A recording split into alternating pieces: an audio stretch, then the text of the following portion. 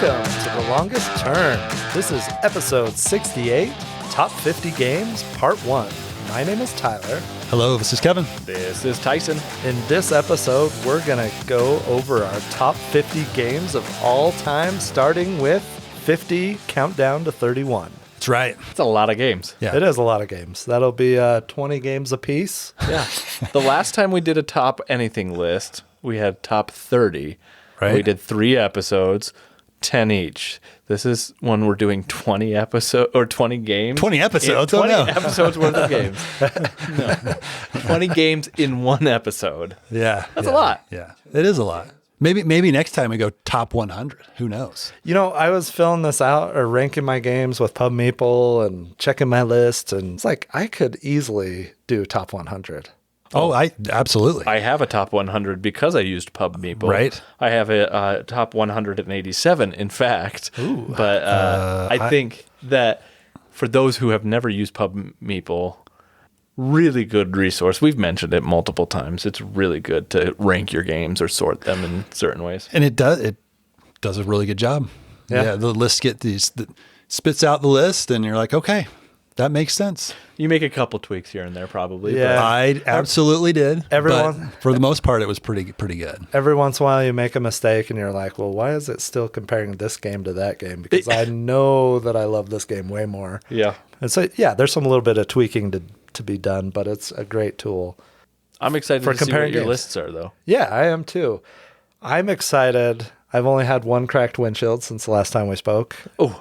And I think the last time I had only had one flat tire, maybe. Now I've had two. Two? Yeah.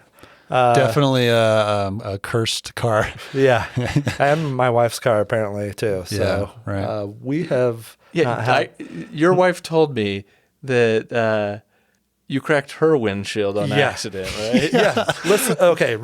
Yeah, I had the little sunshade in, and my youngest son and I were going somewhere, and the sunshade caught on the rear view mirror base, and I barely tugged it, and it popped off the whole base, and it cracked down the middle of the windshield. And I, like, after all the other car stuff that we've had going on lately, I was just like, whoa, you got to be freaking kidding me. Like, so I was standing there when you told her, like on the phone. Yeah. I was talking with her, and she just kind of cracked up laughing to me and was like, can you even believe this with all the luck that we've had lately? It was just, you had to laugh. And so at it. I made sure to make an appointment with Safelite before I told her, like, hey, this happened. I can't believe this happened, but I've already got an appointment on Tuesday to get it replaced. I'm sorry. It was Well, like, who cracks a windshield with a sunshade? right. Right? How does that even happen? I don't know. I have never heard of that before. Yeah, I was just, my mind exploded. Right. I couldn't believe it. I mean, it's not as bad as what I did to my wife's work computer. Oh, no. But I did the same procedure is I made sure to make the appointments to fix the problem before I you told her. But it was, her work computer was open. We had just bought this throwing star, like pegboard, like it's kind of like darts game, but it was like a lawn game. I set it up in our living room, and my wife's computer was set up there. And I was playing with my 3-year-old, and he was so enthusiastic about it. And I was like, I probably should move this a little bit away from the computer because he might throw it at it. So I did, but I was the one who threw the throwing axe, and then I hit her screen, shattered it, and like it completely ruined it. I was like, of course it was me that did it. You have a game about throwing stars, and you're playing it with your 3-year-old?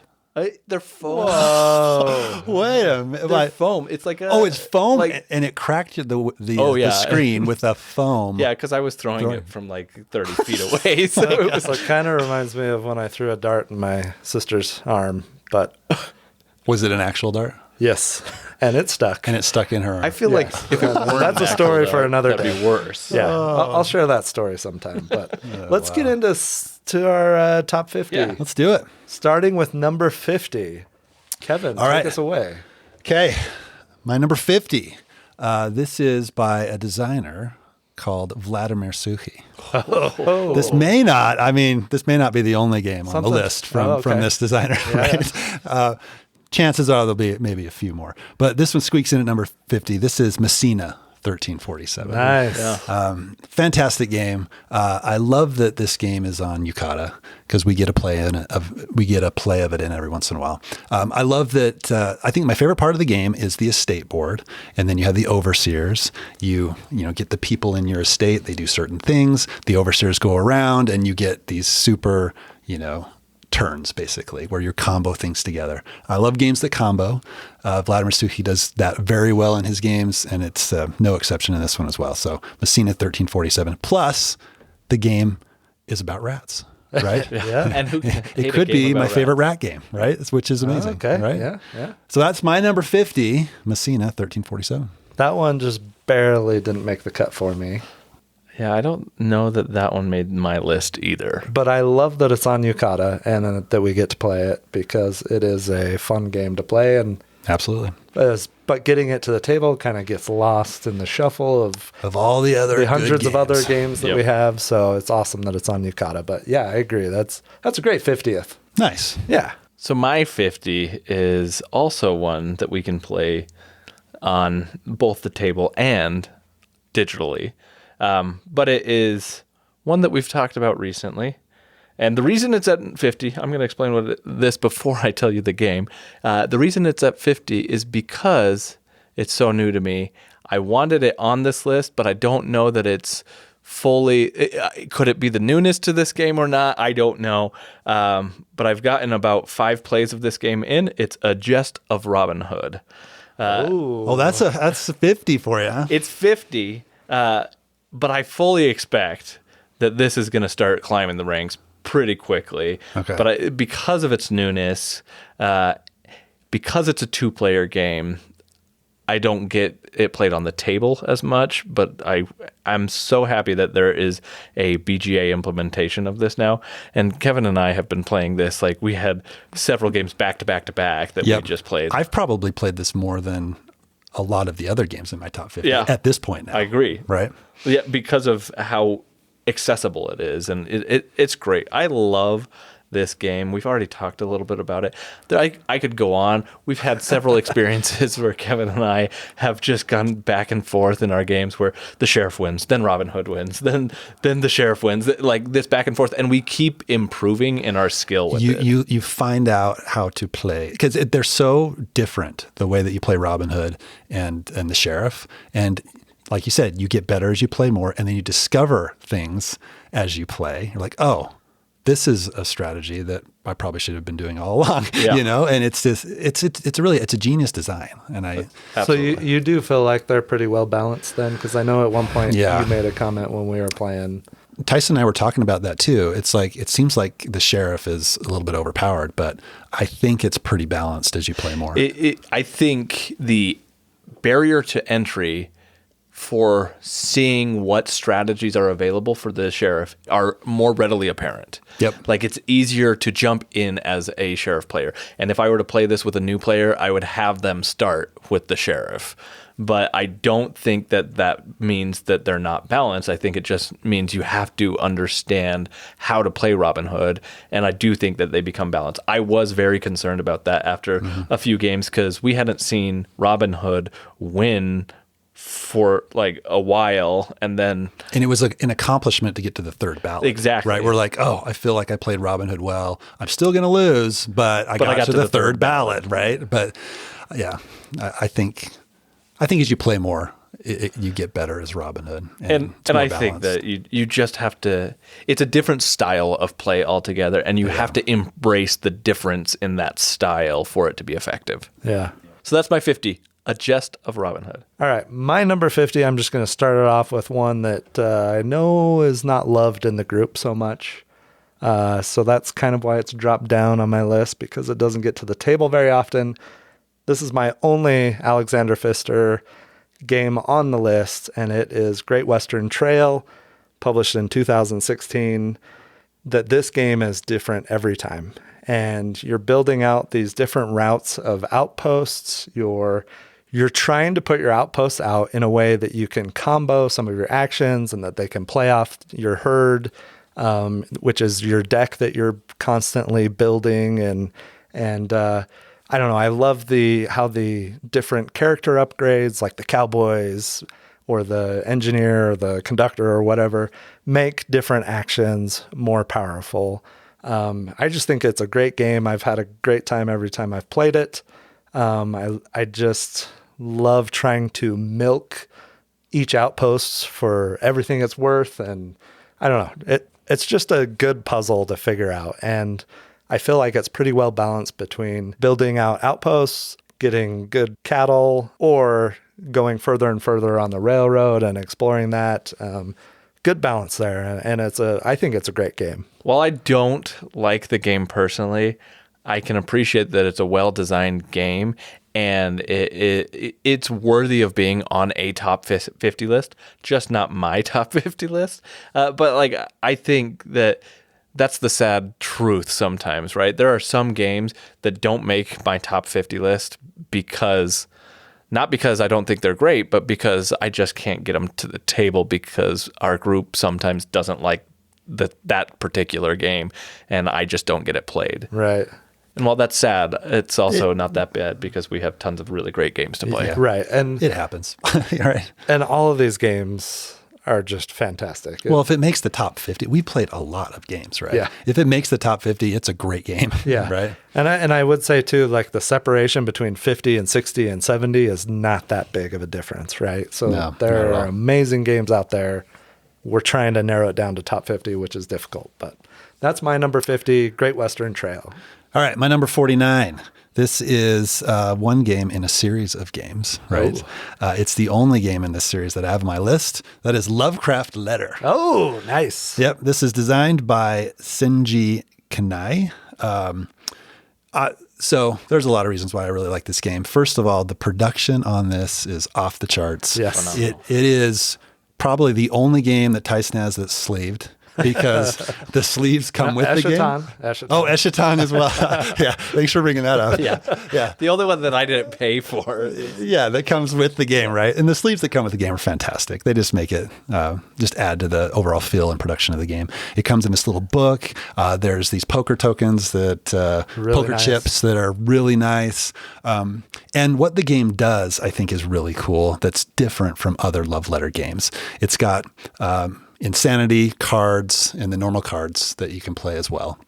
And there's two different ways to win, right? So you get the insanity tokens, and then you get, I forget what they're called, the normal tokens, or I don't. Sane tokens? Sane maybe. tokens. Yeah, let's go with that. We'll go with sane tokens, right? And there's you get a certain number of those and you win. You get a certain number of insanity tokens and you win. It just creates some really interesting decisions. There's push your luck in the game. There's Cthulhu that can be an instant win, which I have never done personally, but I think you've done, Tyler. I've done it. It's really hard to do, but when it happens, Yeah. it's awesome. And when it almost happens and then doesn't, like Yep. you failed that last sanity check before it happens. Yep. It creates epic moments that are a lot of fun. I love games like that where there's something that's very improbable, but when it happens, it's a stand up around the table, everybody cheering moment, right? Yeah. I just think it's games like that create those experiences are really cool. So I like Love Letter, all versions, but this one is number one for me, and it's worthy, I think, of my top 50. Absolutely. Yeah, I don't think we've heard the last about this game. Yeah. Spoiler alert. So I have a game that this is probably one of those ones that, similar to Tyler, doesn't get a lot of play in our group. Not necessarily, I don't think, because people don't like it, but rather it's just it's hard to find time to play all games. What I'm talking about is The King is Dead 2nd edition. This is a game designed by Pierre Sylvester and published by Osprey Games. This game I really like. It uses, everybody gets the same 8 cards, and you have 8 rounds to play, and you can play these cards basically however you want, but you know what other people are playing. And so it makes this really cool tactical puzzle, I think, of trying to do this area control on the board and collect and try and persuade the group to do different things on the board. It's hard to explain because even when I've played this or taught this game to players, it's hard to exactly understand what's going on because you don't necessarily own the pieces on the table, but you're trying to manipulate them in a way that you get the best outcome for you. I really like this game. It was on my previously when I ranked it for our top 30. It was 35. It's fallen now to 49, and I think that's simply because I haven't been able to play it a lot. But the times that I've been able to pull this out and introduce it to people, I've had a really good time with this. And it's a quick game, plays in like 45 minutes. I like it a lot. It's worthy of my top 50. That's The King is Dead. Cool. Yeah, that sounds fun. We should play that, right? Let's do it. Yeah. The King is Dead. Lots of death this round with Lovecraft Letter. Right. The King is dead. What about yours? Also lots of death. I was kind of on the same Unicorn wavelength as Glitterlock? you. Okay.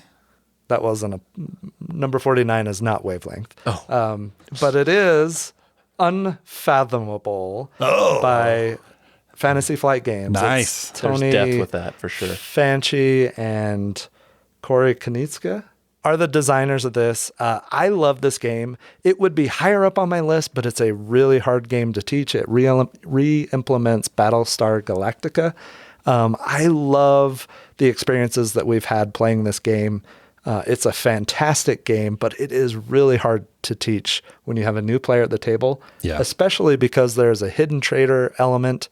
And if you have a new player at the table and they get the hidden traitor card, It's so hard. you want them to know how to play. So it's not like a cooperative game where you can kind of just slowly teach it as you go. They have to know how to play when you start. So it's a long teach, but I love just the experience of trying to get the boat safely, the SS Atlantic, I think, to Boston, and you can die by running out of fuel or food or passengers or all these different ways, right? And deep ones are climbing up on the side of the boat, and you're fighting them. You're trying to figure out who the traitor or traitors are. And the best part, I think, is at the end of every player's turn is there's a skill test where something happens. There's a little bit of a narrative element. Well, there's different skill tests, and sometimes a certain player will make a choice, and you can kind of tell, whoa, That's suspicious. That's a suspicious choice. Yep. But then the skill test, you're contributing cards from your hand that go blindly into this pile of cards, and a couple random cards get added. And that's where it's interesting. It's the random cards. Yeah, and then you flip them over, and it's like, hold on a second. Okay, we passed the skill test, but let's do the math here. There are more negative cards in here than there are random cards. So somebody's trying to make it fail. So and then trying to deduce who the traitor is. Who was it? Yeah, I love that aspect of it. I also love being the traitor and trying to find that tipping point of, hey, now it's time for me to cash in on this as much as I can. I'm going to reveal myself and do something that's just devious to destroy all chances of the passengers from making it safely to Boston. So fantastic game. Unfathomable is my number 49. Yeah, it's a good one. I played. I wouldn't say a lot of Battlestar Galactica, but I played Battlestar Galactica and really enjoyed it. Obviously, similar feel with Unfathomable. Great game. Great game. All right, we're going to move away from death a little bit, more to an abstract, kind of relaxing type of game. Okay, this is probably the newest game to me on the list. And it is Gorinto. Oh, nice. It made the list. This game is fantastic. I absolutely love it. I demoed it at Gen Con last year, and then I was able to find a great deal on it at Barnes & Noble, 50% off. So I'm like, no brainer, I'll pick it up. Gorinto it is an abstract strategy game. You have a number of tiles that are in a bag. Okay, there's the void, wind, fire, water, earth, and you set up these tiles in the middle of the board. You stack them on top of each other and make a mountain, or there's different shapes that you can make, and then you have tiles on the outside of the board that you can select and move to the inside and stack on top of those tiles. Depending on what tile you select is what tiles you take, and then you stack them on your own personal board. However high your stack gets is how many tiles that you can take. And the whole goal of the game is you're trying to meet the objective of 2 objective cards over 4 rounds, and you score after every round. And it's most of them are, you score your tallest stack and every stack that's tied with it.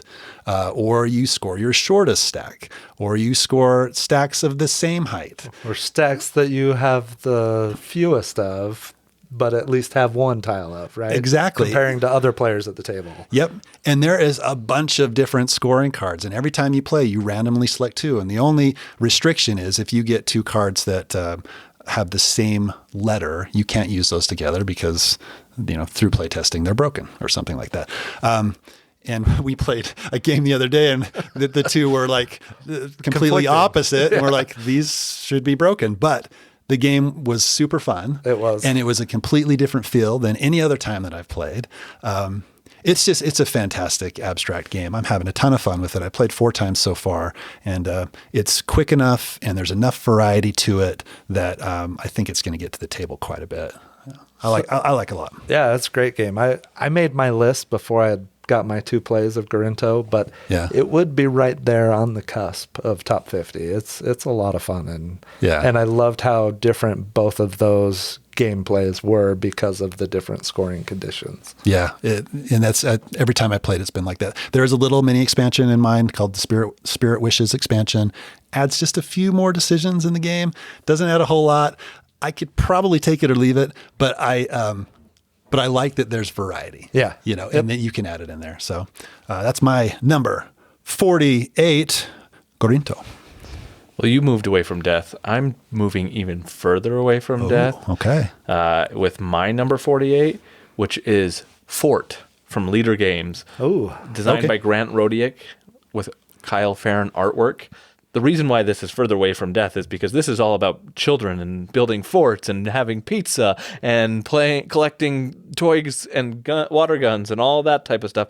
And it is a deck building game that has follow actions. And I love follow actions. I also really love deck building. And so I feel like this game does some stuff that I really like in a small package. It only plays in 20 to 40 minutes, it says on the box. So you can get a lot out of a little space, I think. I really like this game, and I want to play this one more. But again, it's one of those like smaller box games that it's not going to be your mainstay of any game night, but it's going to be a good filler game to play that gives you enough kind of meat, but you got to find the right audience for it, I think. I really like this game, and I think Leader Games did a really good job with it. I feel like it was published back in 2020, I think. And I think it got a little bit of attention there and then kind of fell off a little bit. I think it is worth talking about still, and I think it's a fun game to play at any time. I like it.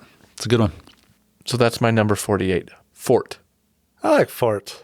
All right, so my number 48 is a fairly new game, and it is a trick taker. And it's about Bobby McColdsnap playing his Xylotar under the Northern Lights. Oh, okay. I love this game, Xylotar from Bezier Games. It has a very unique twist on trick taking. So at the start of each round, you're going to sort the player next to you, their cards. And you're going to look at them. You're going to sort them from highest to lowest. Then you're going to put them face down and pass them. Somebody's passing you your cards. And then you're going to lay them out in front of you, and you know what side is the highest and what side's the lowest, and each card is face down and stays that way until you play it. But they each have a different color or note, and each color has its own range of possible values. So if you have a card that's really high in your lineup, but its max value is 4, then you know you're kind of in for a bad round. But I just love how it's got this different twist where you can actually see the values of your cards until you play them. You kind of have an idea based on the ranges, and especially as you start playing them during the course of the round, like, oh, okay, everything higher than this is a 5, or everything higher than this card I just played is higher than a 5, right? I also love that at some point during the round, not at the start of the round, like some trick-taking games, but any time during the course of the round, you can make a bid for the number of tricks that you think you're going to win by flipping over one of your other cards. And it just puts an interesting twist and tension on who's winning, how many tricks. And I just think it's a fantastic trick-taking game. Really easy to teach. It is kind of a table hog. just because Kinda. the cards are skinny, like space base kind of shaped cards, but Yeah. it's still, when you lay them all out, it just takes up a lot of room. But fantastic trick taker. That is my number 48, Xylotar. It's a good one. I like it a lot. I think it is a unique trick taker that adds a lot to the genre that I think well worth being on your top 50. So my number 47 is not a new game at all. This came out in 2004, designed by Friedemann and Fries. This is Power Grid. Oh, okay. Power Grid has been one of my favorites for a long time. For a while in my game group, people thought of renaming the game group to the Power Grid group because every week we'd get together and play Power Grid. This game has a million different expansions, a million different maps that kind of change the flavor of the game a little bit. What I like most about this game is probably the market and how there's, supply and demand for the goods, right? And the order that you buy from the market is, if you're furthest back in powering your power plants, you get first choice. If you're farthest ahead, you get last choice. You can get shut out completely of goods that you need to power your power plants. It's kind of a catch-up mechanism, but I think it does it really well. I think it works really well, though. Yep, I think it's not one of those, because there's some games where you can tell the designer put in a catch-up mechanic. You're like, come on, this is just this is, I don't know about this at all. But it's part of the game, and I think it works really well. There's auctions in the game, which is cool. It's a tight economic game, which is fun. There's area control on the board. You're blocking people off from different sections.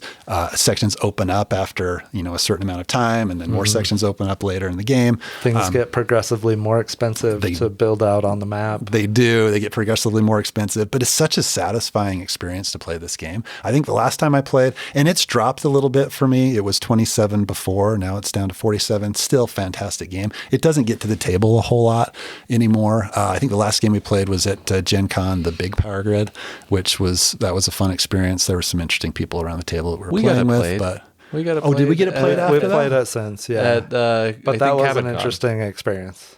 Was it Cabin Con? I don't think it was Cabin Con. I don't know if we played at Cabin Con, but we played a 6-player, I think, at We played at my house. That's right. With the new map. What was that one? Yeah. Yep. We played with the new map, so we did get a play of it in after that. But the Gen Con experiences was fun. Big Power Grid was cool. Some weird people around the table, but that's all right. Yeah. It's just a fantastic game. It's one that I will probably never get rid of. I've got a ton of expansion maps for it, and we'll be playing for a while. That's my number 47, Power Grid. So I feel like we're hitting themes. We had for our 49, the death theme. Maybe 47 is the economic theme here, because you said Nice. Power Grid, it's a tight economic game, right? Yep. So my 47 is a game called Pingyao, First Chinese Oh, Banks. nice. Okay. Now, this was very economic. on my top 30 from last time we did this. It was number 18. It's fallen since. This is a good example of one that just doesn't get played enough.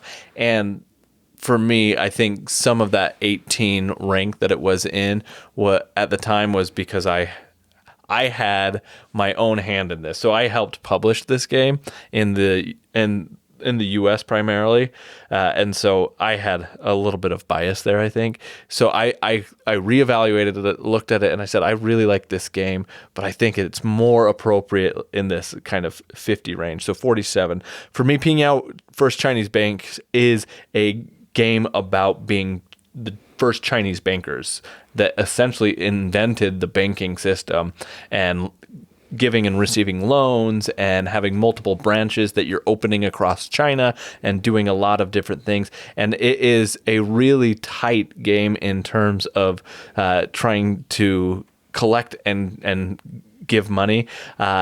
It does stuff that I don't typically like to do in games, and that's usually take loans, right? Any game that takes loans in them, I'm usually hesitant to take loans in games. But this is turned me on to the idea that you gotta spend money to make money sometimes, and this is absolutely that. And I've enjoyed every play I've played of this. I've played it, I think, a total of 13 times so far, and I would love to play this game more, but it's just one that's hard to get to the table, I think. But that's my number 47, Pingyao First Chinese Banks. Nice. My number 47 is also has money involved and Railways. We talked about this one a long time ago, like episode 4 or 5. I don't even remember. It's been a while. It's been a while. This is designed by Glenn Drover and Martin Wallace, Railways of the World. Nice. I think this is a fantastic game. I love, like Power Grid, the variability in the number of maps and how they each play a little bit differently or add a little twist. Some of them feel kind of wide open, and some of them feel like you are clawing and scratching to build every leg of your railroad. Sweden. Yes. The Europe one is also, I feel like that is really hard to expand on and build out your railway system. But yeah, this is just a fantastic game. I love playing this on Board Game Arena, and I think it's perfect for that. I feel like we've had plays on the table where it was really slow, and like sometimes, especially if you're the first person to go or you're the first person to go in the previous round, and then however the auction or the bidding for turn order, and then you might end up going last, and you might have like 15 minutes between a turn, and that drags a little when it's at the table. But fantastic game. I love playing it on BGA. I do enjoy playing it on the table, but I think that's why it's a little bit lower for me than maybe on your guys' list. I don't know.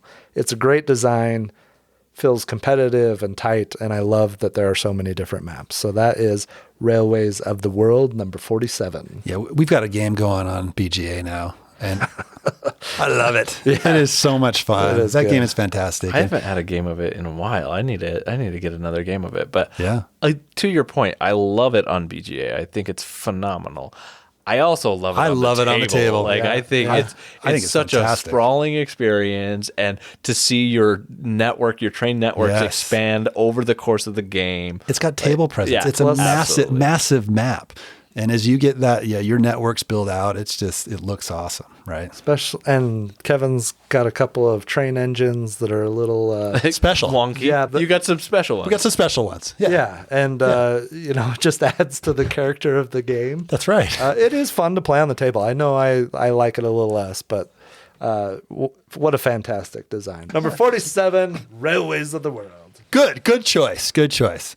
My number 46, another abstract strategy game. This is Azul Summer Pavilion. Oh, okay. This is my favorite of the Azul series of games. It's designed by Michael Kiesling. This one just takes base Azul, and I think it just steps it up a few steps, right? It's the third in the series. What I like about this game is the wild tiles between every round, right? So you have to plan for these wild tiles. I like how the scoring works with these like kind of flower-shaped things on the side, where if you put them together, you get more points. I like the bonuses that you get when you build around columns and you build around statues. You get to take from this separate board, and you get bonus tiles that you can immediately use. You're drafting, and then you're placing, getting points. It's just a fun, satisfying experience. It's not a very difficult game at all. It plays very quickly, 30 to 45 minutes, but it's a satisfying experience. The tactile nature of the tiles, like with every Azul game, you get that there. It's in this game as well. It's just a fantastic version of Azul, and it is I think on the top of the list for me. That is Azul Summer Pavilion. Nice. My number 46. I have to go with one that is completely on the other side of the spectrum in terms of theme. It is not abstract whatsoever, as far away as you can get it. It possibly is one of my most thematic games out there. My number 46 is Blood on the Clocktower. Oh, nice. I love social deduction games. I think they are amazing. I love the experience every time you have them. They are group dependent, and so you have to have the right group to do it. This one very much so. And this one, I think so. But I actually think that you can get more people involved. I think that Blood on the Clocktower, for those who give it the chance, has the possibility of being the single best social deduction game out there. There is so much you can do in this game. There is so much that you can mix and match and create your own types of scenarios and experiences. And every single game of this will come out with somebody having experiences. The last time we played, Ben, he came and played a game in my basement recently, and he mentioned this experience of Blood on the Clocktower, and it had been 2 years or so since we had played that, and we could still talk about that experience. And that's why I love this game, is that you can recount experiences you've had years later and still have vivid memories of that. And I think this game does it better than a lot of games for that reason. But you don't want to run the game, though, right? I still have only run the game. That's an investment. Okay. Right? It is an investment. I would love to play the game, but I haven't done that yet.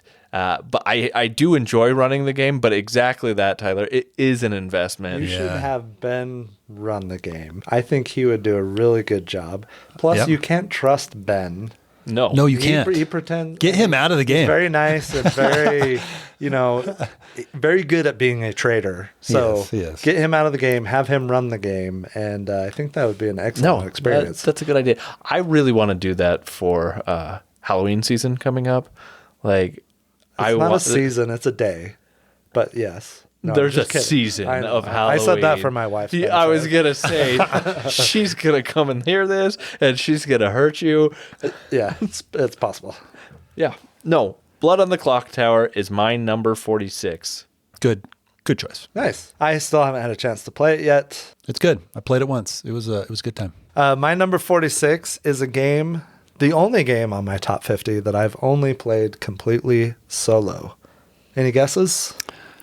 Is it Dorfromantik? It is Dorfromantik, the board game, and I never played the video game, so I have no attachments to that whatsoever, but I love this game. It reminds me of playing Carcassonne solo, like on the mobile app, where you're trying to complete features of a certain size, and then as you place new tiles, it reminds me of that a little bit, because in this game you're trying to complete, rivers of length 4, and it's random. And then once you complete that, a farm of 6, size 6 becomes available. You have to complete that. And over the course of the game, you're trying to complete certain tasks. You're trying to score as high as you can, and you're trying to score all of these goals, as many of them as you can as possible. But the game ends when you run out of tiles to play. And so sometimes you might get through all of the goal tiles, all of the railways of size 4 or 5 or 6, or fields or forests or whatever. You might get through all those goals and score really well. Sometimes it's just not clicking and you get locked in with how you placed your tiles, and it's hard to complete some of them. And then you might finish the game with like 15 still to do. But as you progress from game to game, you're going up on tracks that open up new tiles and new opportunities to score additional points. You also unlock different goal cards and achievements that you're trying to accomplish, and some of them might take multiple games before you actually do the condition that gives you this reward of new tiles. And I don't know, I just had an absolute blast with this. I played it probably 15, 16 times. Fantastic designed game. Absolutely loved it. It was a great solo experience, and that's the only experience I have of it, but it was fantastic. So that's my number 46, Dorfromantik, the board game. There's been some good board game adaptations of video games lately. Like Slay the Spire. I have not played Slay the Spire. Yep. I played the video game. I just recently started playing it. Oh, okay. But I've heard really good things about the board game. Kingdom Rush. Rush. We played Kingdom Rush. It's brutally hard. It is, yeah. but that's another good one that's come out. So it's interesting that there's been good board game adaptations, right? What's the one that Logan has, the dwarven Rock, Battle Rock, Black Rock. Oh, Deep Rock. Deep Rock Galactic. Yeah, Deep Rock Galactic. Yeah, he loves that. He just got the new expansion just fulfilled. He's already played through all the content, I think. It's awesome. There are great adaptations, and they keep getting better and better, I think. Yeah, that's great. My number 45. If you want to hear more about this game, tune in to episode 63, where we talk about it in depth. This is Barrage, designed by Tommaso Battista and Simone Luciani. So as we talked about in the episode, I have a little bit of a love-hate relationship with this game because it's a difficult game. And Absolutely. There's a lot to it. And it can be very punishing if you don't know exactly what you're doing. So it's not very forgiving to new players, I guess you could say. But it is a very, very satisfying experience if you can get it to work in your favor, right? So what you're trying to do is you're trying to build dams and build conduits and build elevations on your dams, and then power plants to take water and run it through your power plants, divert that water to other dams that you control, and then run the water through them until it goes all the way off the board down, through the bottom. And as you do that, you get a certain amount of points. And as you get more points, you're going to get more victory points, and whoever has the most at the end of the game is going to win. So the theme, it's not the most exciting theme in the world, but the mechanics of the game are fantastic. And when you can take water from somebody else and move it to yours, Still those water rights. It's just fun, and it's a satisfying experience. And the more you play, the better you get. So I've been playing this on BGA a lot lately, and I've actually won a few games, which doesn't happen a whole lot, right? Which has been really cool. I feel like I'm getting worse at this game the more I play it. Right. And we had a game, not the one we're in now, but a couple games ago, I got to the point where I was like, I really just want to take money with all my workers and be done with this round and be done with the next round. I mean, I would just had no chance, right? I did end up doing some actions and stuff and just playing out the game, but you blew Mark and I away, and I don't know. I had nothing going on. So I feel in some ways I'm getting worse. Yeah. It is a little bit of a grueling game. It's a great design and a lot of fun. Design. Yeah. Fighting over those water rights. So. Yeah. And I've actually gone through stretches like that where I'm like, I suck at this game. Yeah. I'm so bad. Yeah. Right. Where I've done well and then I haven't done well. But lately I think I've been doing a little bit better, which is a lot of fun. And there's expansion content. I've got a Kickstarter fulfilling soon. Should be showing up shortly. There's a dual version where it's a smaller map and it's a 2-player version, which is coming. So hopefully that's a lot of fun. It's a great game. Barrage, my number 45. This is fun. I like the anticipation of what's next for everybody. It's just interesting. Yeah. What made the top 50? Yeah. Right? Well, and it's interesting. We have similar likes. Obviously, we play all of these games together and see which ones kind of rise to the top. See which designers and publishers and things that are specific to each person, right? And for me, I love Simone Luciani, who is one of the designers on Barrage, right? And I think he does phenomenal. I've only played Barrage a little bit, but one of Simone Luciani's other games that he's designed that happens to be on my list, which is my number 45, is The Voyages of Marco Polo. Ooh. This is one of those games that I've actually only played on Board Game Arena, but I've played a lot of this game, and it's designed both by Simone Luciani and Daniele Tessini, which is obviously they're pretty great good design powerhouse, right? Yep. I love this game. I love dice as workers placement style games, and that's what this game is. I like this one better than I like Marco Polo 2. But I think they're both really good games. And so this game is new to my top 50 altogether. It wasn't there before. Even though it's been out since 2015, I've only discovered this game personally within the last year or two. And I've played it a handful of times, and I've really enjoyed it. It's one that I feel like there's a lot to learn, a lot to explore, and with the variability of like the dice rolls and having to react to how they are rolled and what kind of actions do I do, I think there's a lot of fun to be had in this game. So I had to put this on my top 50. And the asymmetric break the game powers are awesome. They all seem super overpowered when you look at them like individually, but then you look over at your neighbor and it's like, oh, they have a super powerful action too. Yeah. I do. I love games like that. I still haven't played this one, and you guys have talked about it a ton. It was on my list and it got bumped by something else. But I agree. I also like the first one more than the second one. And like you, my only experiences with it are on Board Game Arena. But it's a fantastic game, and I would happily play this anytime anybody wants to play it. Yeah. We have a game going right now. Are you in that? I'm not in that one. Oh, okay. Well, let's get one in. I'm not in Railways. I'm not in Marco Polo. Well, how did that happen? Get in these. I mean, I throw out invites to the Discord, and I wait a good 15 minutes before I just open it up. No, I'm just kidding. A good 15 Yeah, minutes. that sounds about I right. waited a good 35 seconds, and I don't know. Nobody showed up. No, I wait a day or so. I think 15 minutes was more accurate to your day waiting. No. Okay. Sometimes you just want to get going and start the you're game, like, right? Forget this. All right. Yeah.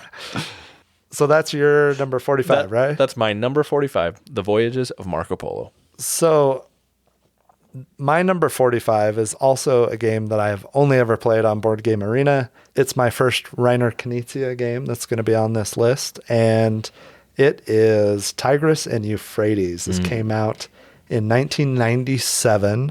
Hopefully at some point, I think we may have heard this in our interview when we talked to Reiner, Deluxe version. a deluxe version Yeah. coming at some point soon, hopefully. But it is a fantastic tile laying grid game. It reminds me in some ways of Acquire, but not really. You are building out this civilization, you're adding to your farming, your government, basically different colored tiles, right? And you're trying to grow them, and there's some conflicts that happen, and then you can contribute more tiles to strengthen the outcome in those. But basically, you score at the end of the game your smallest score in any of the different categories or different colors or aspects of your civilization. And it forces you to be really balanced with each of those different aspects as you place them on the board, and just create some really interesting decisions. I am definitely going to get the deluxe fed version when it becomes available. Nice. So I can't remember if I've played this one on the table or not. I know I've played Yellow and Yangtze on the table. I think I have played this one on the table as well, but I've mostly played it on VGA, and I'm excited if you do get that deluxe one, because this is a phenomenal game. Yeah. It's one of those Reiner Knizia titles, like most of his, that is just simple, like clean rule set that has a lot of depth in like the strategy and how you're playing it. yeah. And it's one of his heavier designs. Oh, right? absolutely. Yeah. I haven't played a whole lot of it. Played, I think, one game on BGA. But yeah, it's a good one. Nice. So that is Tigris and Euphrates. My number 45. All right, my number 44. This is another Simone Luciani game, which is hilarious that we have so many of them right next to each other. This one is Darwin's Journey. I have a feeling this may be a little bit higher on your guys' list, but It's possible. possible. Who knows? Who knows? We recently started playing this on BGA. It's I think in alpha currently. And I've got my first game going, and I was reminded of how much I enjoy this game. I was also reminded about how much I don't remember about how to play this game, which I need to go back and read the rules a little bit more. But I remember just the feelings that I had when I played it. It was just so much fun to play. It's a worker placement game. What's cool is that your workers, you customize them with these seals, these wax seals, and they get progressively more powerful as the game goes on. And you have full control over what seals you put on these workers and where they can end up going, right? A few production issues with the seals. Right? Tricky seal. You know what I love most about the BGA version of this is that the seals can't stick together. Right? The same colored seals? Yeah, the same colored ones. Yeah. Right. Now, if you want to know what we're giving Tyson a hard time about, go listen to The review of the review of Darwin's Journey.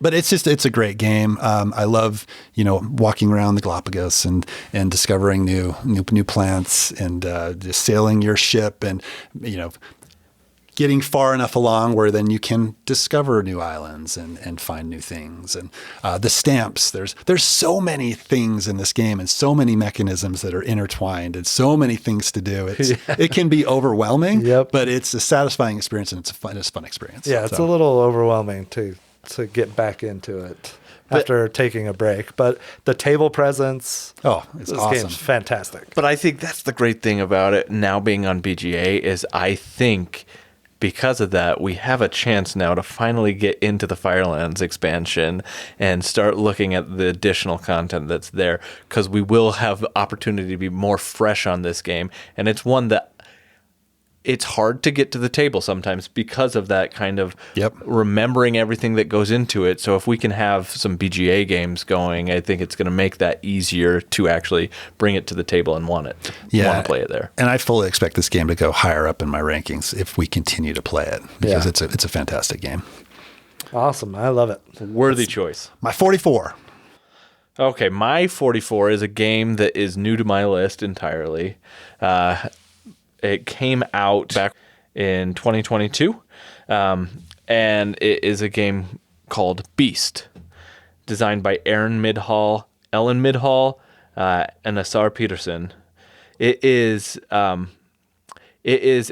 one versus many style game, and I don't have almost any one versus many style games in my collection. I think this may actually be the only one that I have. But the asymmetry makes this really special. I love that on the cards that you're drafting, you're going around every round and trying to draft a hand of cards, and all of those cards are going to be drafted by both the beast player and the hunter player, and so everybody gets to see what cards are available, and you're trying as the hunters to have this communication with one another to be able to ensure that you're collecting the right things and not giving the stuff to the beast, but the beast is privy to those conversations, so you have to kind of be like, hey, I'm passing this card. You should probably really take this one that I'm thinking of, right? And so it makes a really interesting way of play. I love how beautiful this game is. There is a lot to love. I got the acrylic pieces in their most recent Kickstarter, and those have yet to deliver. I'm excited for when those do deliver, because I think this is, just a gorgeous game to play with a lot of really fun mechanisms in it. I had a blast playing it. I don't own it, but I love that you own it. And every time I played it, I had a good time. I played 1v1 against Logan. You let me borrow it, and it creates some pretty good experiences. So it's a great game. Yeah, I think I have the one play, and it was fun. I liked it. Yeah, I'd love to get this one played more, and I suspect once we get those acrylic pieces, I'll be enthusiastic to get it back to the table for sure. So that is my number 44, Beast. Right. My number 44, another Reiner Knizia game. This one has lots of auctions in it. It is Ra. And I have the 25th century deluxeified version of it, which I absolutely love. I love Ra. I love auction games in general, but I love Ra because there are so many good choices. Do I go after this great pile of tiles that's going to score a ton of points, but then I'm going to be stuck with a really low bid next round? Do I hang on to my bids and wait till everybody else has exhausted theirs and do total push your luck, try and score as many tiles as I possibly can, but risk getting nothing? It's open information. Do I force somebody when I know they want tiles to play their highest tile if they want it? They have a 7. I'm going to play an 8, so that if they really want this, they have to play their 15. Exactly. I love that. I love that. So that creates some really fun and interesting and exciting decisions. It's a great auction game. I love the player board in the 25th Century Games version just because it makes explaining the game so easy to new players. It makes it so easy to understand how each of the tiles score, which ones get refreshed at the end of the epoch or whatever the eras are. Really well done. Beautiful design. Kevin's got the old school original version. Which I love that version. It's got some nostalgia for me. This was my number one game of all time for a long time. Yeah, and it's just a fantastic version, fantastic game. The new version is just beautiful. Yeah. Love it. You can knock someone out with that big The Ra figure. The Ra.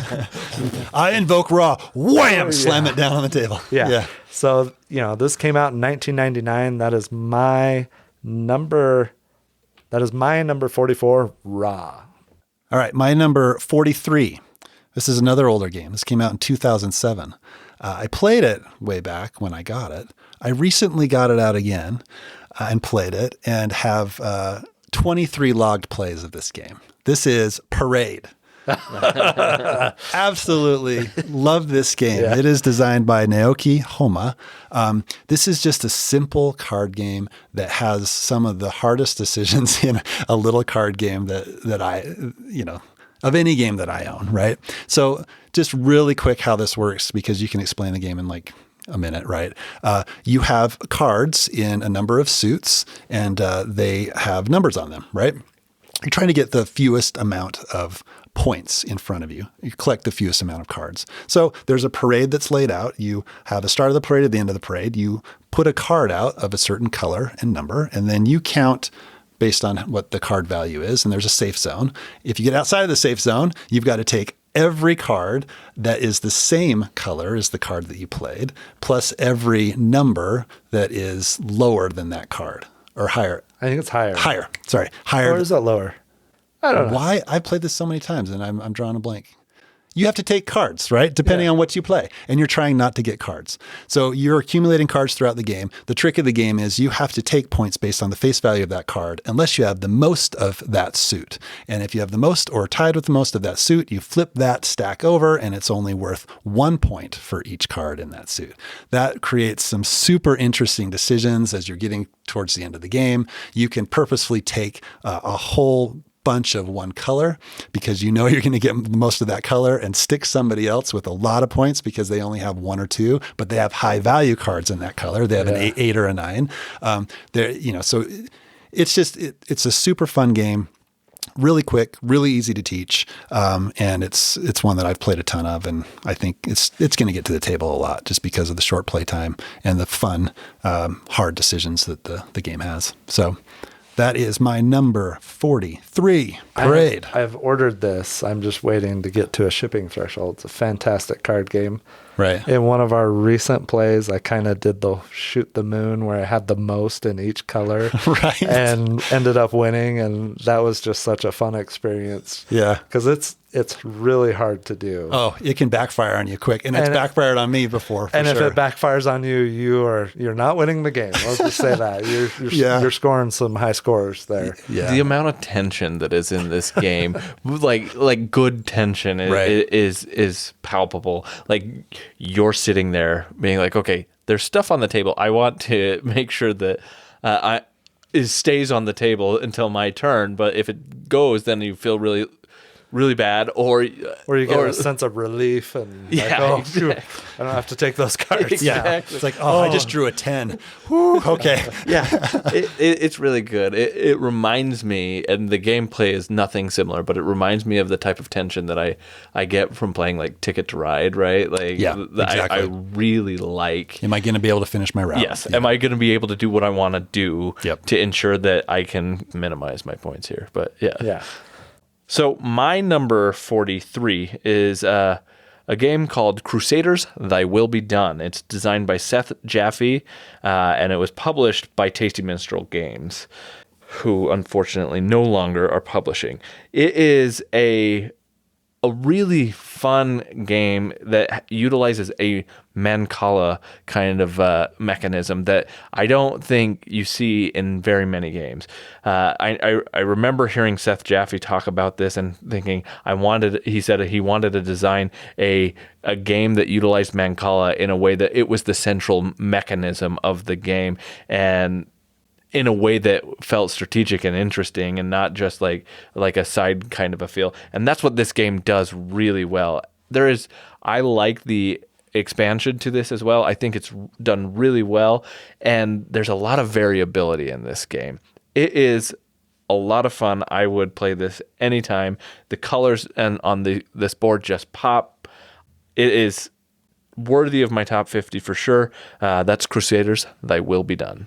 This was the game I was thinking of when you were talking about The King is Dead. Oh, yeah. Oh, okay. And I have played this, and I do enjoy it, but I would like to play it on the table. Agreed. To get a better experience of it, and then go back to playing it on Board Game Arena. I think because of it, the Mancala aspect of the game, it really does benefit a table play because you get that kind of tactile feel of moving those pegs around and seeing how that works, and it feels a lot better, I think, there. But I'm glad it's on BGA because then I can play it still even when it's hard to get to the table. But I do think that it's a quick to learn, quick to play kind of a game. It plays in an hour about or less, and I think I should bring this one to a big game night at some point, and we should try it. Nice. So my number 43 is actually one of the games that was on my top 30 when we did our top 30. The only other one that I've talked about was Great Western Trail. That was previously my number 27. This game was previously my number 28 game. It is a 2-player game where you are fighting for military or scientific victory, or to just end the game with the most points. It is Seven Wonders Duel. I think this game is such a fantastic design. I love how quickly it can play. You're playing over 3 rounds, different cards set up each round, and as you draw a card, you're potentially revealing 2 face-down cards for your opponent to then draw from, and it just creates some exciting moments. It's a great tug-of-war type experience where you're just going back and forth against your opponent. Plays really quick, beautiful design. I like this more than the actual Seven Wonders game, but that's also a great design. I'm really looking forward to getting my hands on the Middle-earth version, and I have pre-ordered that. Nice. And this is designed by Antoine Bauza and Bruno Cathala. Published in 2015. Fantastic game. Yeah, it blows me away that they did such a good job designing a drafting game for 2 players. Yeah. Right? It's just it plays so well, and I'm super glad this one's on BGA. We played a ton. We haven't played recently, but there was a stretch there where we were playing a lot of Seven Wonders Duel, and it was just so much fun. And I just remember we were on at the same time a few of these times, and like flipping over those last few cards. It's like, we know what needs to happen for one of us to win, and we don't know what those cards are. And it just created super fun experiences. And even though it comes down to that potentially random reveal, it doesn't feel bad when you lose. No, it's just exciting. This is one of those older games that I have that I wish I would have sleeved because my physical copy, the cards are starting to get kind of worn out. It's interesting that the predecessor, Seven Wonders, right, is kind of the genre definer for drafting games, more or less. Right. The fact that, like you said, Kevin, this is a 2-player version of drafting in and of itself is genre defining, and both of them are worthy of their own pedestal, I think, and they're absolutely. both really good games. I wouldn't say the same for Architects, but Yeah, that one didn't quite hit home for us. No, it didn't. So that's my number 3, Seven Wonders Duel. All right. So guess what, guys? What's that? Another Simone Luciani game. Gosh. Apparently, these are all in the 40 to 50 range for me. This is Tiletum. Tiletum, fantastic game, right? Indeed. Simone Luciani, I Daniele feel like it should be a Tassini. little higher. That's what I thought about the last one. Yes, I agree. I've played this twice. I haven't played it in a long time. And that is, I think, the only reason why it's not as high as it probably should be. And I think if I played it more, it would rise up in the ranks a little bit more. I think you played it more recently. You played it at Cabin Con last. I did, and I absolutely loved it. Yeah. And I will be talking about this game. Yeah, I was guaranteed point. it's on your list higher up. This game is fantastic. You mentioned dice, it's not a dice worker placement, but it's a dice drafting game, right? And it's a super interesting the way that it does it, because you draft the dice. Either you get resources. It's an inverse relationship between resources and the actions that you get, right? Which makes for some really interesting decisions. It's the type of game where you have these super epic, or you have the potential to have super epic turns. The one little thing I have about it is it's very multiplayer solitaire, right? That's probably the one criticism I would have of the game. Yeah, you can combo a lot of actions together. And then people just check out, right? Yeah. It's like, oh, you're doing a turn that's going to last a while. What you doing this weekend? Let me I'm just going to talk about something else here for a while.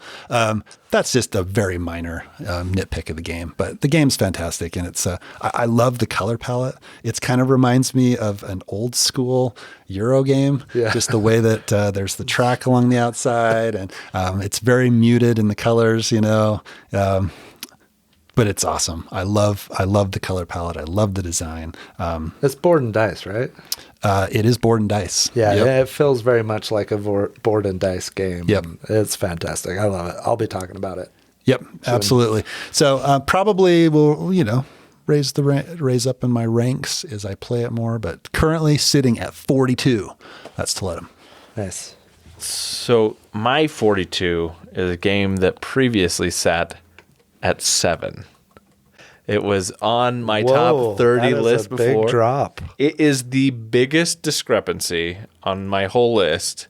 And the reason why is I have not played it one time since.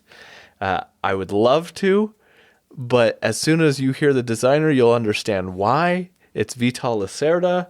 Okay. Yeah. I'm talking about Lisboa. Lisboa. Yep. I love this game. I think it's phenomenal, but Vital Lacerda games for us are really difficult to table. They are. Yep. Also, you were talking about a color palette with Tiletum. This game has an amazing It's color the opposite of that. palette. Right? Well, Oh, it's beautiful. I mean, it's like beautiful, just blown away, right? But it's vibrant. Yeah. Yes, it's Yes. very vibrant game. It's Ian O'Toole art, right? Yeah. And I think this is the first Ian O'Toole artwork game that I think I've talked about on my list so far.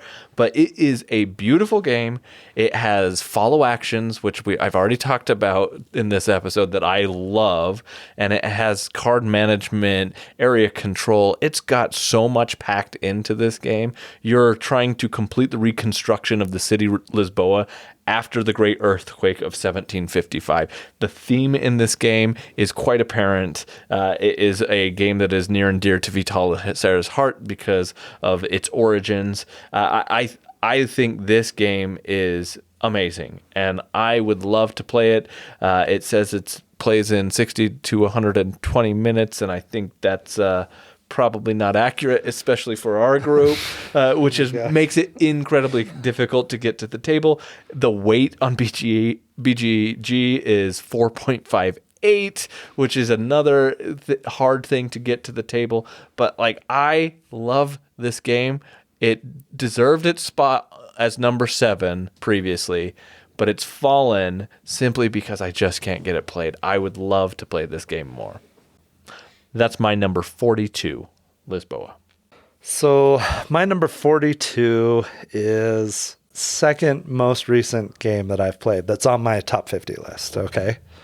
Make sense? Yeah, makes sense. This is a beautiful game. It's a tile laying game where you're competing to complete paths so that you can collect mushrooms and then go to market and sell the mushrooms. Right. It is a beautiful game. Gnome Hollow, designed by Ammon Anderson, picked up by the Op.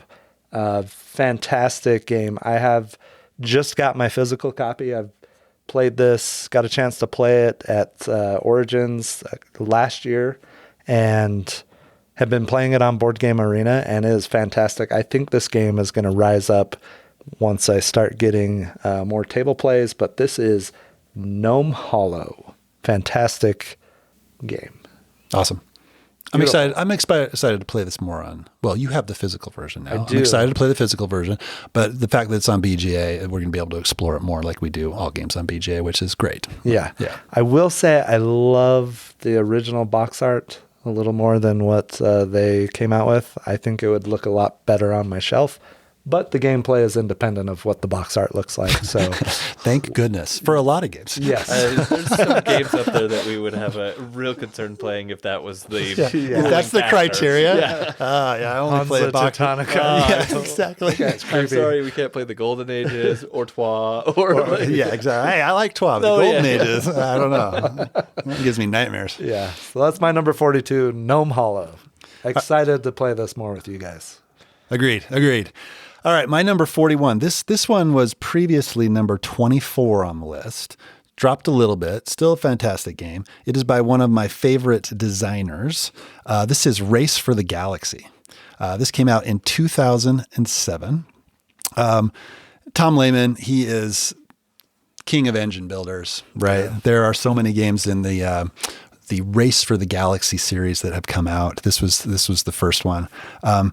I love the action selection in these games. Everybody selects a role, and then you do all of the roles that were selected, right? If you select the role yourself, you're going to get a certain bonus, but you get to do the role that somebody else selects. So you're trying to guess what everybody else is going to do, leech off of their things that they select. And then you're trying to build an engine. And it's such a satisfying experience to build that engine with developments, with worlds, and then get bonuses and just try to get the most victory points and win. Fantastic game. Been playing it for years, and I will continue to play it. I play it more digitally than I do physically now, but it's a fantastic game. Race for the Galaxy. Yeah, number 41. Tried this with you and a couple other guys that we met at Origins a couple years ago, and I got blown away, and I was like, okay, the barrier to entry against people who have been playing this for the last 10 years is not something I think I'm ever going to try to overcome. Yeah. It's any game anybody wants to play with, acquire with you, right? Well, that's I think that's you're probably the embellishing equivalent. that a little bit. I but don't know if if we this are. every single time. I don't think anybody's embellishing it. Well, Kevin's amazing at Race for the Galaxy. Yes, So watch he out. absolutely is. It's a fun game. But I agree. Like Tom Lehman, engine builders, Right. dude's amazing. Yep. Agreed. Coincidentally, he also happens to be great at this game that I'm about to talk about. Yeah, definitely probably better than me, which factors into where it lands, I think, because it's going to be much higher on his list, I suspect. This is my number 41. I've played 40 times my number 41 game. It was previously ranked number 22.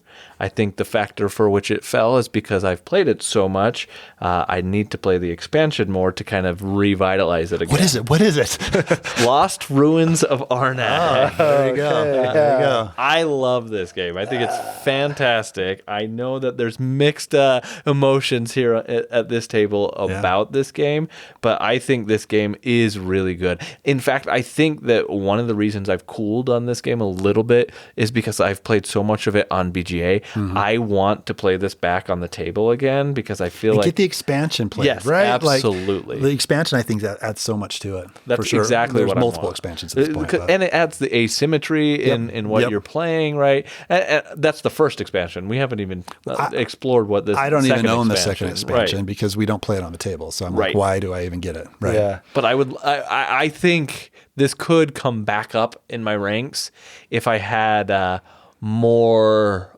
opportunity to explore some of the expansions.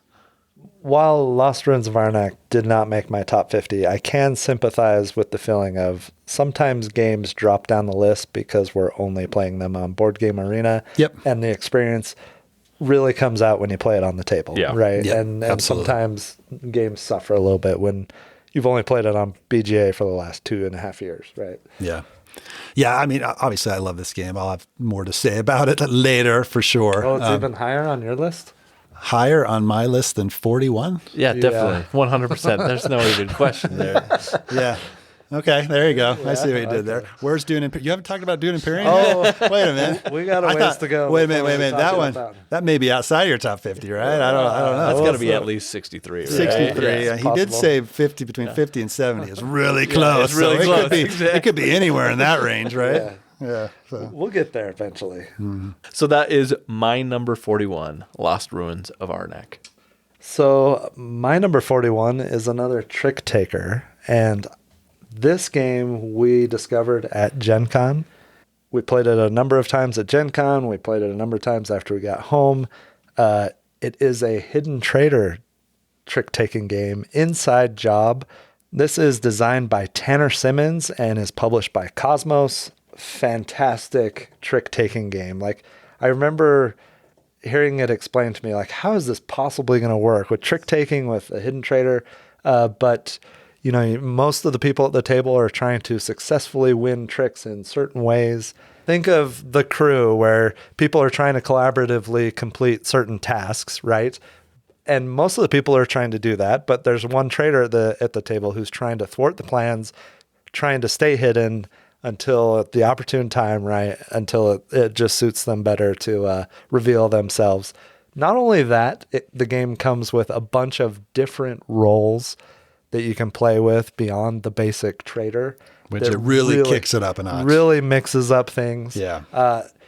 If you play this with my son, Logan, and he's the trader, you'll know within about 3 seconds of him getting the roll card. Absolutely. Yeah. But which kind of, yeah, he does not have a poker face. No. So just fantastic up to 5-player trick-taking game with hidden traders, which just it's such a fun experience. It's easy to teach, easy to get to the table, and I have absolutely loved playing this game. This is a phenomenal game. Yeah, it does is not good. It's make really my good. top 50, but that is not a reflection on the fact that it shouldn't. Like, it is a phenomenal game. I love that this introduced to our group a little bit of the social deduction kind of nature of things, and I just hearing you talk about it is making me think we need to get this one played again soon. Yeah, I absolutely. love it. It's on BGA. I don't want to play it Oh, on no, BGA. No, that's not a BGA game.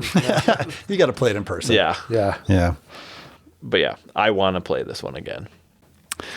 All right, my number 40. This game has been referenced in this episode already. This was my number 25 game last time we did this. It is Hansa Teutonica. It wasn't The reference was for a gameplay. horrible box cover, which, really, what are they doing? That guy is creepy. It recently came out with a big box version, which Air is, quotes. yeah, it's the most ridiculous big box version that I've seen. I had all of the content before. I decided to get the big box version. My first version of this game was a little worse for wear. Like, the box cover was just destroyed. Not that damage. Sorry, that was I was going to say not that took away. It from actually the box looks cover. a little better than it improved did before, Yeah. right? Yeah. But so I got the new version of it, and the only thing it added was a scoring pad, right? Which, come on, let's do some deluxe components or something like that. But anyway, that doesn't take away from the gameplay at all. I love this. I love this game. I love the interaction in this game. Is probably my favorite part of it. If a game is overly mean, I generally don't like games like that. We talked about Barrage, and that completely flies in the face of that. But this one has just enough where you're getting in people's way. You're forcing them to make decisions on whether or not they're going to kick you out and give you a bonus, or if they're going to maybe go somewhere else and take their pieces to another route. There is multiple paths to victory in this game. I've played it a ton, and I haven't seen a strategy that is a dominant strategy. You can go park in these offices and get points for people taking routes that are adjacent to you. That's a strategy. You can go for this Quellen table, which you have merchant discs, and you can load up there. That's a strategy. You can try and go super quick and get points to get to 20 first before everybody has a chance to build up whatever strategy they're doing. There's just so many ways to play this game that is fantastic. The theme is super dry, but I do not care. I play the game for the mechanics, and it is awesome. So that's Hansa Teutonica coming in at number 40. I think one of the things that is really cool about this game is, and I've seen you do this on a number of occasions, Kevin, is you can introduce this game to almost anybody, and you get it out, and it'll take a turn or two for people to really click because it kind of takes a second to wrap your head around. But it's simple, and anybody can play it. And as soon as they do, they wrap their heads around it, and then can do really well. And they're competitive against experienced players. I think it's really good. Yeah, you got 5 actions that you can do, right? So it's not a very complex game. We It had almost feels like a Reiner Knizia level design where the actions are so simple, but yet there are so many different things to explore and try out. Yeah. We played with a big game night, and there was Leo, who I hadn't seen forever. He actually mentioned Hansa Teutonica. Yeah, because it's like one of his favorite games. He's like, "Oh, I love that game. We could play that one." Yeah. So it's a great game. Nice. I love it. It was on the brink of breaking into my top 50, but didn't quite make it. My number 40 is Halfway there. yeah, we're halfway there. Sorry. For this episode. Yeah. Right. This was on my list, top 30 before. It was number 26. It's Fallen. Again, similar reasons to the other reasons other ones have fallen. But this is After the Empire. It's designed by Evan Halbert and Ryan Mauk. And it is basically a competitive tower defense game, which I think is really clever and really fun. Everybody has their own tower, essentially, or like fortress that they're trying to defend, and they're all being swarmed by enemies based off of mechanics that I think are clever, coming from different cardinal directions based off of where you're sitting at the table. It is interesting to see how this game plays out, and it's a struggle for everybody, and it can be kind of brutal, but I really like it. And the toyification of this game, like the components are they're really nice. Like you're building like forts with these plastic walls that start out as like wood pieces, but then you can upgrade them to stone pieces, and you have this castle that is like tangible, and you have these little miniatures that go on your castle walls and things like this. It is a very visually appealing game, and I think it's a fun game that is combined with worker placement in a way that makes this really easy to understand, I think, and a lot of fun to play. I've had a lot of fun with this one. It's, again, one that's kind of harder to get out to the table sometimes, but it's one that I would love to explore more and play more, because I don't think I've seen enough of this game. I haven't played it, but I have met Evan, one of the designers. I met him a couple years ago at Origins, played one of his other prototypes. He's a super nice dude, super awesome. I would definitely like to play this at some point, and I look forward to other upcoming designs from Evan. So yeah, I played it once. That was a rough play. The way the cards came out, it was just unfortunate. It was brutal. We were just getting slaughtered Yeah. left and Yeah, right, and getting trampled by the opposition. And I started, is this always how it is? But apparently it's not always how it is. Not, yeah. But the interesting thing is that you're collectively all having to deal with the same kind of horrors. Just in a different direction based on, And so that's interesting. I'm getting trampled here, but so is Kevin, and he has to retaliate to the same type of threat. And so it doesn't feel like horrible, because you're all suffering collectively, and it's kind of fun to see that. Agreed. So yeah, that's my number 40, After the Empire. So I think my number 40 is going to surprise you guys a little bit. This game, it seems like there hasn't been much buzz about it lately. We talked about this. We featured it in episode 54. This is my favorite Stonemaier game released since Tapestry. Apiary. Okay. So I was right, right? It's on my sell pile. Yeah. I even said it, I think back when you said you were going to sell it, I'd be like, I would trade something for that. But this is number 65 for me. I like this game. I thought I had a great time playing this game. I thought it was well balanced. It introduces tons of existing mechanics, kind of meshes them all together, but you got the worker placement, the strengthening your workers, building out your board hive with tile placement and scoring different bonuses depending on what type of tile you're placing. Combining all these different things together, I feel like there are multiple paths to victory. Tons of variability in this game. I really enjoyed it. I absolutely loved it. If I didn't know if you still had your copy or not, I would still trade you something for it. I don't know that I want to buy it, but I would trade you something for it. But I loved it, and I think it was an absolute blast. The bees, just a fun theme, space theme. I mean, I joked about the Futurama episodes, but like Space Bees, just kind of awesome and hilarious and unique. And that was designed by Connie Fogelman. So yeah, that's my number 40 apiary. I like this a lot too. I think that for me, it didn't quite hit the level of where it would make the top 50. It does a lot of really fun things that I really enjoy, and I would happily play this game. But it also just didn't feel like it did enough to stand out on its own for me to reach the top 50 level. But it is, like I said, 65 for me, and I like this game and would love to see more of this game. But it's also trying to find table space to play this game with so many great game options. It just didn't quite make it there for me. Yeah, I would love to see it on Board Game Arena so we could get more plays of it. Yes. I love the race to try and get the end game scoring before other people do. I love building out the dances where you create these actions that when people do them, you get bonuses. And I don't know, there were just little things. The explore action was really fun when you're going from planet to planet, getting resources and stuff. I just really enjoyed everything about this game. So, number 40, Apiary. Space Bees.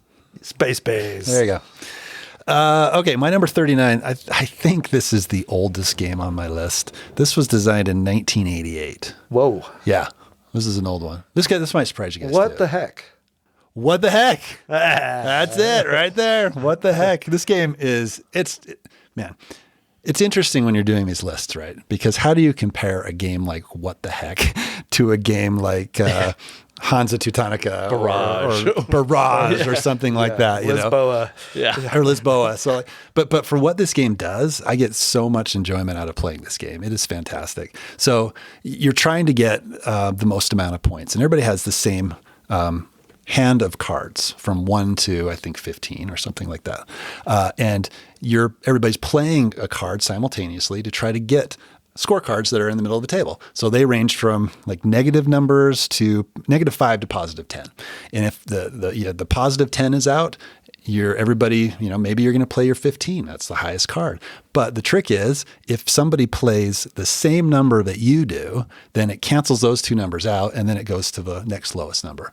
So if somebody plays a 14, and they're the only one to play a 14, they get that 10. What is the coolest part of this game is when the 10 comes out, or the 9, or some high number, everybody's battling it out with high cards, and then you sneak in there with the 1, and you yoink it away from everybody else, right? And that's happened to me multiple times. It's just awesome feeling. It feels like in For Sale when you win an auction of like a $12,000 sale for a $3, or a proper garbage box on the the sidewalk, and you win $12,000 selling it. You know, it feels like that sometimes a little bit. It's the same feel, and it feels good every time you do it. You can be on the other side of that, right? Where you're like, man, I want to ensure that I get this high number. I'm going to play a 13, and then somebody else plays a 13, and you're out of luck. But you play with the same group enough, and sometimes you see trends. It's kind of like Skull in that way, where you see trends of what people do, and it's a bluffing game, right? So when you can get in somebody's head and you can bluff right, then it's like, that's awesome. I totally played you guys, There's a little bit of a possibility or potential for some card counting as well, keeping track of who's played their 15s. Oh, you should absolutely do that. Who's played their 14s and trying to figure out, okay, what do I actually need to play? What are the chances? There's only one other person with a 15 still. Do I go with the 15, or is he going to play it on this? Yep. Second guessing constantly. And then, so it's just a super fun game. These card games that like you said, they're hard to place in your top 50 sometimes, because how do you compare them to some of these big box games? Right. But For Sale, What the Heck? Like, these are games that are amazing experiences every time you play, that absolutely are worth your time. And they may not be the same type of games you're getting out for a big game night, but like, they have their place. And I love the nights that like we have a big game night or something like that, and we just get to play 4 or 5 of these card games that are just awesome, and Yeah. and they are some of my favorite game nights sometimes. Like, Yeah. Yeah, you so get good. you get spicy out or something Yeah. like Yes. that, which is just just dumb fun, right? Yeah. Or something like that. So yeah, so that's my number 39. What the heck? Nice. My number 39 is a game of significantly heavier weight than What the Heck. Almost every game is. Almost every game is, yes. But this is a game that is also, it's older, not 1988 older. It's 2016. And it's almost a decade old at this point. Tainted Grail? No, it's not. Good guess. I know Tyson loves that Yeah, one. yeah. You have never played that one. And it was 2019. Still a good guess. But I bring this one up for the year because I feel like in the year that it came out, this was a game that received a lot of hype, and then you've never heard of it since. It's Cry Havoc. Okay. This is a game designed by Grant Rodiak, who I've already talked about. He designed Fort, and I love like his multi-use follow action card play, and he does the same type of thing here in Cry Havoc. But it's also designed by Michael Orax and Michael Walczak, and it's Portal Games publishes this game. This is to me like StarCraft. If you ever played the video game StarCraft, now I know there is a StarCraft board game. This is I have it. this is better than that. Okay. I've never played the StarCraft board game, but this is what I thought of. I thought of StarCraft when I first saw this game. You have different alien races that are trying to build up their area and conquer and control area. You have a native race on the planet that is kind of like the Zerg, right? That are able to pop up everywhere, but it's area control meets multi-use cards, and there's a lot of really fun intrigue in it. It's a very aggressive game. It's a war game. It's attacking. It's area control. It's soldiers on a map kind of a game. So it is not for everybody, but this is the type of game that I have like a lot of attachment to, and I would love to play this one more. I just haven't been able to play it in years, but I think it still deserves a spot on my place, on my top 50 list. I don't think either of you have played this one. No. I've not played Do it. you own it? I own a copy, yes. I didn't even know that. I don't Yeah, well, remember that's seeing not it on surprising. your shelf. We haven't heard you say I didn't know you owned a copy in a while on my games. So, true, but we so that's were- impressive. Do you have games? Yeah. We just played at your house, and you have your games very nicely displayed. And it's in that shelf right glass there, cases, yeah. and I missed it, but I did notice all the other games that look amazing in your display case. Maybe it has ugly box Name art, one and you game don't in my wanna- collection besides Darwin's Journey or any of the ones Blood I've on the just Clocktower. Hyperborea. Oh, yes, you did. Sidereal play that. Confluence. Darwin's Journey. I Sidereal said- Confluence. we already No. mentioned that. Sidereal Confluence. yes. Tricarion. Yeah. Yeah. Yeah, see, I got it. Yeah. Some of those are games you own. Pingyao. Chinese first I said Chinese none bank. of the ones I've already mentioned. Oh. The other one, that's not Pingyao. What is Dunhuang. it? Dunhuang. Yes, I own games. Yes, I know you do. A little defensive there about that. No, it had been a while It's since been like you, a year since you made a comment. To be about fair, we have attacked him for it multiple times. We have. It's We been have. a long time. It has been a long time. All right, my number 39. We're on 39 now. Yep, mine was is Cry a- Havoc. Thanks for keeping up. My number 39 is an abstract tile laying game. This won the Spiel des Jahres in 2018. Azul. Nice. Love this game, designed by Michael Kiesling. I have Summer Pavilion and the other one that came out in between that. I really like Summer Pavilion, but this one just gets back to basics, the very basic gameplay. I love playing this on the table. It just creates epic moments. You open drafting, you can see all the open information. You can see that, Tyson needs blues and Kevin needs reds, and I could draft this, but I don't really need it. So I might as well block someone else out while I'm, doing this or drafting this turn, or I might try and stick Tyson with 4 extra tiles that he can't place on his board. Which is always hilarious for everybody else but the person that gets them. Yeah. It's kind of hilarious when you get it too, because you're like, good play. Good play. I just got hate you. minus 8 points. Yeah.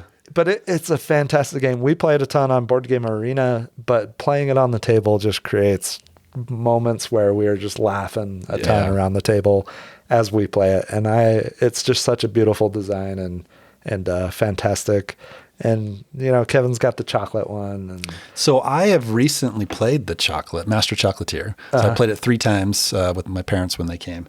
I love that version. Yeah. It is so good. I like it better than the original because it adds those, the different tiles. The different that you're drafting tiles. off of. Yep. So if you place, if you have a tile that has dark brown chocolate, for example, and then you place tiles next to it that are dark brown, they go to that tile, right? So it's just a little bit of a variable setup, but it adds a lot to the game, which is really cool. I love it. So, and I love that version is on Board Game Arena as well. And which is really good that it's on Board Game Arena, because speaking of old played out jokes that we haven't touched know where in a this while, is going. Tyler would eat these pieces if they were on absolutely. the table, right? This is one reason I will never play that version with Tyler. Yeah, exactly. Especially if he hasn't eaten for a while. No, right? You guys For are sure. jerks. I like that you brought that in there. That's good. actually, I was opening up for that comment when I mentioned the Kevin's Master version of chocolate tier. Right, Yeah. so you're self-deprecating. I get it, yeah. I like it. 39, Azul. All right, my number 38. I'm surprised this wasn't on my list before, but I think it wasn't on my list because I had not played it very much. I don't know. This was designed in 2010. Man, I got a lot of older games on my list. Do you know what it is? No, but I want to say something real quick. Go for Azul was my number 26 on my previous list. Oh, It's funny that just happened because you just cut me off of that too. Sorry. Okay, thanks. No problem. I'll edit that. No, that back was in. that was important information. Yeah. That was good. I like it. Okay, so this is a game designed by Sebastian Dujardin, Xavier Jorges, and Alain Orban. Those familiar names to you guys? Xavier They Georges? are. Yeah. This is Toi. Yeah. Yeah. Toi. This has also been referenced in this episode. Yes. Not for a good reason, because it was the box art again, which I do like the box art. I've been playing this game for years. This is a fantastic game. It is a dice drafting game. This game can also be a little bit cutthroat, or because you're purchasing dice from your neighbors, right? And then you're placing those dice on cards, and then you're activating those cards. What's most interesting to me about this game is that you're trying to find what almost appears to be a broken combination of cards, right? And whoever can find that combination is going to do really well, right? So you have one card that gives you cubes that will allow you to convert a white die to 3 yellow dice, and then you take those yellow dice and you can put them on another card, and you get massive amounts of victory points, right? Those types of things that you can do in this game, which is really fun, really cool, really satisfying. You can go fight cards on the bottom row to get victory points. You put cubes down there to get victory points. That's another way that you can get points. You can build the cathedral, and as you get the cathedral, you can get victory points, and you move along tracks. A lot of things that you can do in this game. You're putting dice in these various buildings that will give you more dice the next round to roll. You kick people out of those buildings. So there's a lot of player interaction, which is a lot of fun. There's an expansion called the Ladies of Troyes that's fun. You go around the track on the outside. It adds a purple die. The purple die is kind of a wild that's really cool, and I think adds a lot to it. Fantastic game with the right group.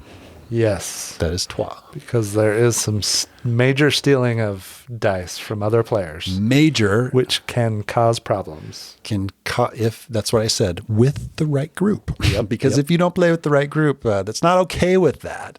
There can be some hurt feelings, maybe. Yeah, and I'm not talking about myself. I love this game. It's fantastic. Yep. I may have left it off my list when I was comparing, or it may be in that 50 to 60 range. I can't remember.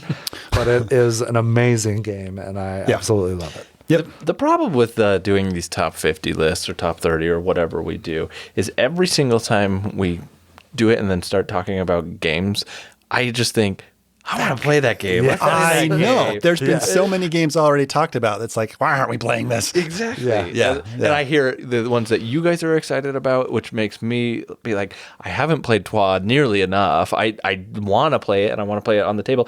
And then the list of games that I want to play increases, and it's an unfortunate downside. What I'm hearing is we need multiple cabin cons every year. Yeah. Yeah. That's That what I'm sounds hearing. Right? Yeah. I mean, I'd be down. Yeah. November and April. And spring. Yeah. Spring and fall. Yeah. Yeah. Seems like the logical thing to do. At a minimum. Yeah. That's the only way, really, that we're going to be able to play all these games. Nice. So, my 38, TWA. My number 38 is a game that I don't think receives as much love from my co-hosts here at this table as much as it does from me. I've heard that a few times. Wait. Sidereal Confluence. No, you haven't even played that one. You can't even talk about it. Okay. I can't think of any other games. Yeah, because what games do I have? The Search for Planet X is the game I'm talking about. I haven't even played That this game one. where you do all the Okay. work and then someone else steals the victory from you. It That is sounds a like pure personal experience. deduction game. And I love deduction. And I Yeah. think this does really well. It's got an app that is amazingly well integrated. The solo version of this game is really rewarding. But I really like the multiplayer version. You're competing as astronomers to discover the planet X, and you're utilizing deduction methods to do this. It's designed by Matthew O'Malley, Ben Rossett, and it's published by Foxtrot Games and Renegade Game Studio. I think that this game is really well done. If you like deduction games, if you like puzzling out things in a way that like logical reasoning, this is a really good game for that. And I love that type of stuff. And I've had fun every single time I've played this game. Yeah, it's a lot of fun. I love deduction games too. The scoring for me was a little wonky on this, and I didn't feel validated in our play, but it was fun. I think this was the game that I gave to you as You did, yes. a Santa swap or whatever we did one year. And so we played it with Logan, and it was a lot of fun. I enjoyed it. Have you played Turing Machine? I have not yet played Turing Machine. You need to play it. I mean, it's just straight up deduction and trying to figure out based on clues and numbers and colors and blah, blah, blah, blah. So There's a bunch of games like that. Cryptid comes to mind in that category. Infiltrators. And Infiltrators I haven't played. Yeah. But I multiple people have mentioned Turing Machine, and if it's as good as Search for Planet X, I'm sold. Oh, it's better. Lofty claim. Yes. That is my number 38, The Search for Planet X. All right, so my number 38 game is a game that we reviewed back in episode 45. This is the first game from Paverson Games. It is Distilled. Just a lot of love and passion was put into the theme, tying in all the mechanics to the theme. I feel like it's almost an educational experience for those of us who don't know much about distilling. Just fantastic. Tons of variability in this game. Open drafting, asymmetric powers. You're distilling different drinks each round, and there is some randomness when you go to take all of your ingredients, you mix them up, and you take a card off the top and the bottom, and what you have left is what you get to brew or distill your drink with. And really well done, beautiful production, just a great experience. And the solo version, we've talked about this at length before, is fantastic for a big box game. It just feels, it's just a fantastic experience with very little overhead in what you have to learn and do each round as you play it. It just plays so well. I will say that I just started a game of this on Board Game Arena, and that whole randomness part has really hit me in this one. I have Has it? 3 points in this game, and Oh, wow. I screwed some stuff up. My first turn, I forgot to put a yeast in my squash back, and so I ruined my whole first round, which really set me back for the next rounds. Yeah, but everybody else has like 30, 40 points at this point, and I'm like, I'm out of this game. Yeah, this game can be a little unforgiving when you have a round like that. But I love this game. Yeah, it's awesome. And a I good love that it's on Board Game Arena now. Agreed. So that is my number 38, Distilled. All right, my number 37. Slight cheat, maybe. This game was 17 on my list previously. Dropped a little bit, but still fantastic. This is Pandemic. So, and kind The of system is kind what of the that's pandemic cheat. kind of the pandemic system. Yeah, I was right? just thinking we've gone really far without having a cheat yet. You're right. So it was time. Yeah. Is what you're saying. Yeah, absolutely. I actually thought about starting off the episode with a cheat, but I didn't. That would have been a good start too. Sure. All right, Pandemic System. So Sorry. Pandemic System. Pandemic Legacy Season 1 is still one of my all-time favorite experiences. We played it with some neighbors. I've talked about it before on the show. It's just an amazing experience. The Pandemic System is just, it's a genius design, right? Matt Leacock has just done such a good job with this system and with cooperative games in general, right? I remember playing Pandemic when it came out with my wife. We have the old version. It's the black box before they came out with the second edition. I was super upset when they came out with the second edition because all my first edition stuff was then obsolete and did not match future expansions that came out, but that's another story. But we would play just over and over again. We played on the easy version and we would die and we're like, oh, this game's too hard. And then we would win. And then we'd throw in another epidemic card. We would play again until we could win that one. We'd throw in another epidemic card until we got to the hardest version of the base game. And it was such an accomplishment and so fun to beat that. So the base game has lost a little bit of its luster over the years because there's been so many good expansions that have come after that and different versions. There's the Clone Wars, the Pandemic System, adapted to the Clone Wars, which is a fun version. Mm-hmm. There's the Fall of Rome, which is a really fun version of Pandemic. I just think it's Cthulhu. There's Rising Tide. Yeah. There's so many different versions that add just a little twist to the game and a little twist to the system that just make it awesome. So Pandemic, that's my number 37. Fantastic system, fantastic group of games. Nice. It's a cheat, but I don't care. I may be cheating on this one later too. Oh, got it. All right. So that may have been the first game on anybody's list that I'm not very interested in playing right now. So bitter. He's well, just I know. so still bitter Well, about it. Just play with the better group. That's Yeah. all I say. System. Like if you don't like quarterbacking, then just play with the better group. It's not only that, I just don't like Okay, well, there you go. There you go. But a game I really do like to play, and that is my next game on my list. You're number 37? But 37 for me is War Chest. We haven't talked about Trevor Benjamin or David Thompson up to this point. Yeah, they haven't reached we our will. list. Oh, I'm we will. sure this is not the last time we'll see them on anybody's lists here. But War Chest is a phenomenal abstract tactical game, and I love this game. I remember seeing this box in a game store and just thinking, okay, well, that's a really cool box. I got to see what's inside. And I turn it over, and you hear all the chips roll through because it's a bunch of poker chips in this giant box. But it had, it's just basically graphic design on it, right? Yeah. And it appealed to me. It just called to me. And then I played it, and it was this bag building game that you're trying to play tactically and control regions on a really abstract map. And it was just so awesome. And the fact that there are so many different unique unit types that you can interchange and mix and match and do different things makes this game infinitely replayable. And then you tack on the fact that there's multiple expansions at this point, and this game is awesome. I love abstract strategy games that are the tactical games. I just started playing one with my 7-year-old Onitama, and I'm waiting until he is capable to be able to understand War Chest so that we can start playing that, because I think this is a really good 2-player game. It is. Logan and I play this a ton. We have all the expansions.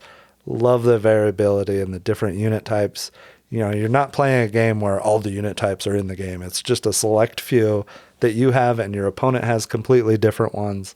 Just makes for some really interesting tactical opposing combinations and I think choices. It gives you that taste early on, like of what I think both of you have come to love with Lorcana and with Star Wars Unlimited, right? That you get to craft your own kind of combinations to see how that's going to work out, and you can do that in this game and draft that and do some of that. It's on a smaller scale. Oh, absolutely, but like it is. Yeah, I think it's a good exposure for that for like my kids. I want them to experience that and have a good kind of entry level for that, and so I'm excited to play this with them. But I love War Chest. I own this one, and I've never played it on the table. Played it a few times on BGA.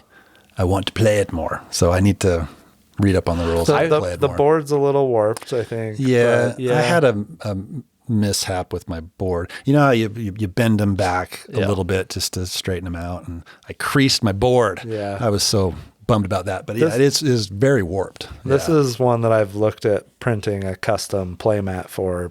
On scale, but just because the board's kind of warped and kind of bland, I think there's some really cool designs out there. That'd be cool. Yeah, that would be cool. This was right there. Almost made my top 50, but did not make the list because there are so many amazing games. Oh, but absolutely. I love this game. It is a great game. Yeah. So that is my number 37 War Chest. All right. So my number 37 is one of the games that I think it was one of the first games that I ever played with Kevin.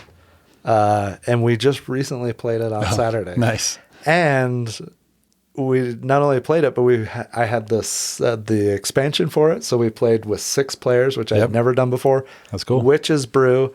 This is designed by Andreas Pelikan. It's an old game. It's kind of been re-implemented with Broom Service. Yeah. Yeah. Some people love that more, but I love Witch's Brew. Just the decisions, you select from 12 cards, 5 cards each round to play.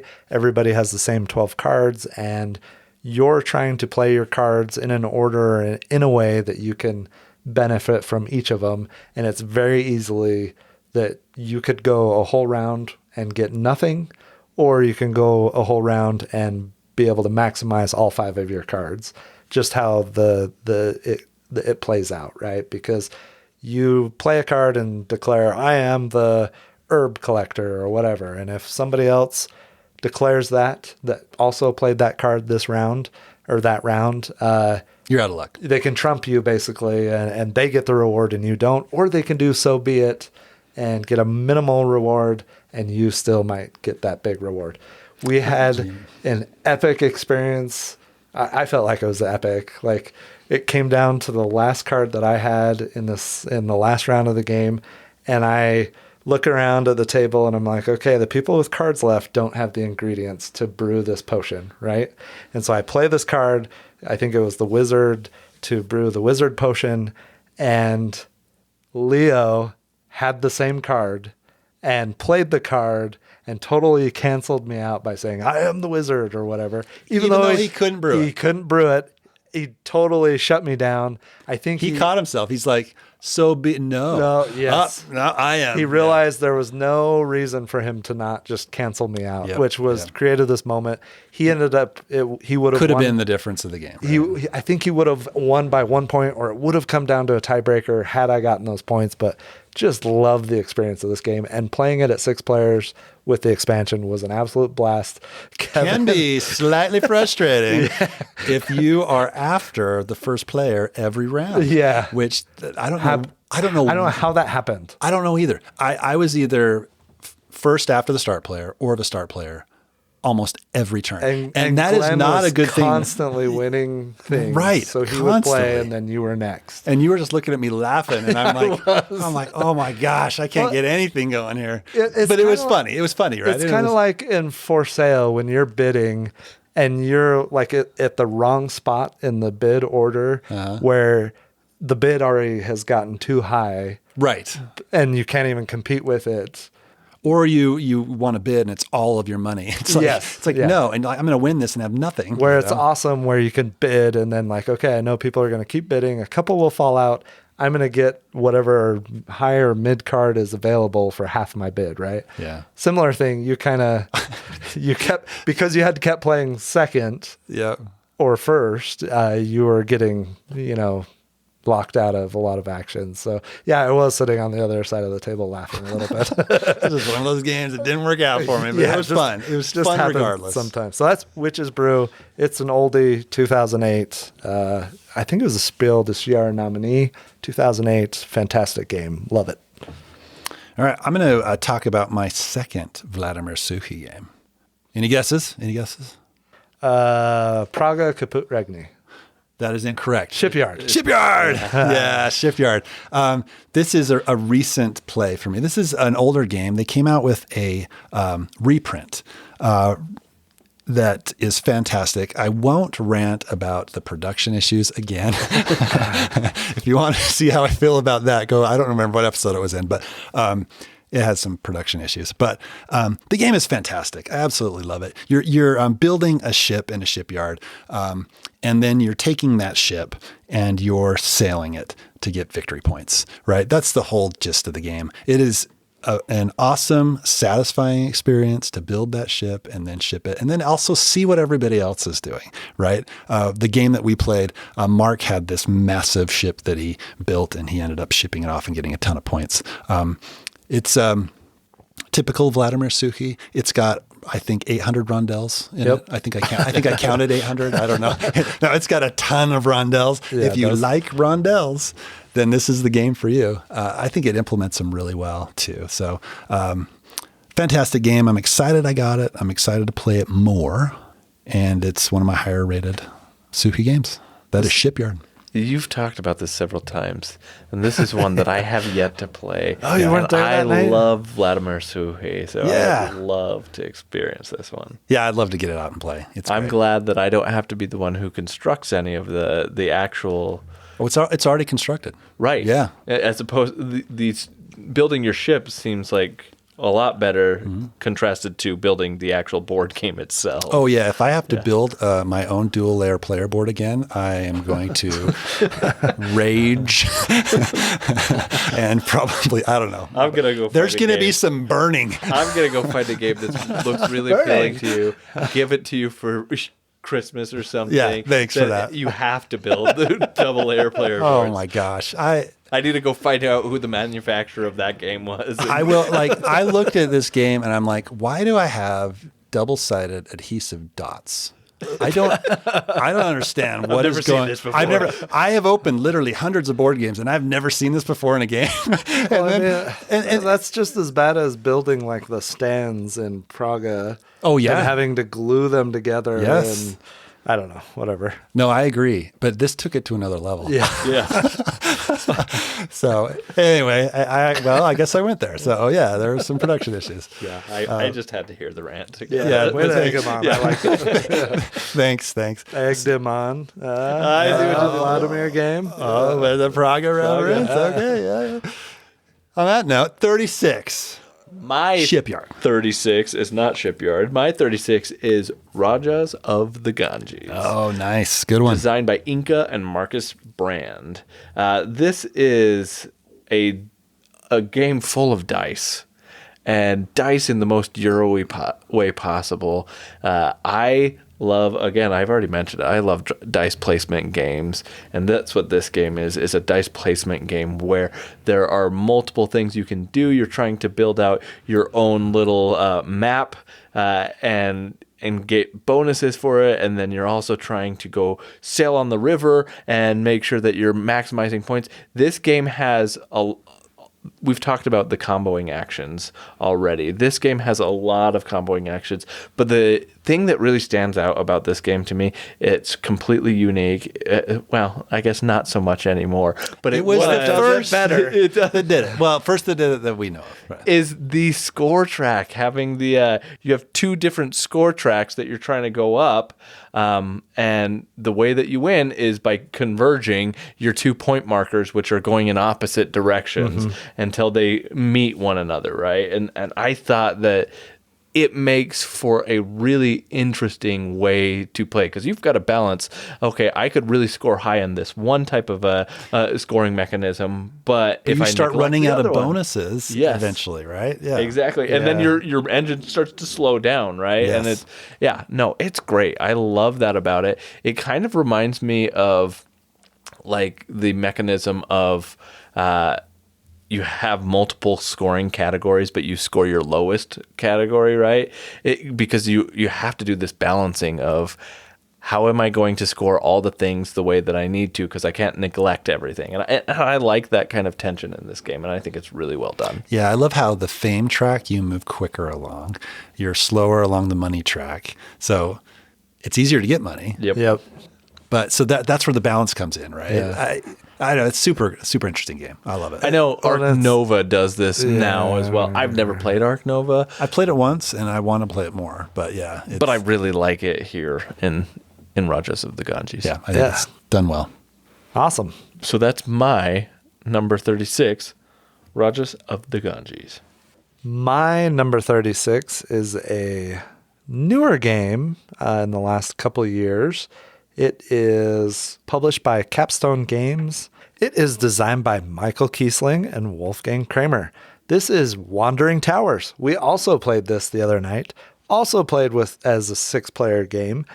This is just complete chaos in a 6-player game or with larger player counts, but you're moving these towers around, covering up other people's wizards. The towers can get as tall as 8 or 9 sections, and you're trying to remember where your wizards are. You're trying to get wizards into the keep, and you're trying, I don't know, it just is complete chaos and fun and a lightweight, family weight style game that I think just creates some awesome moments.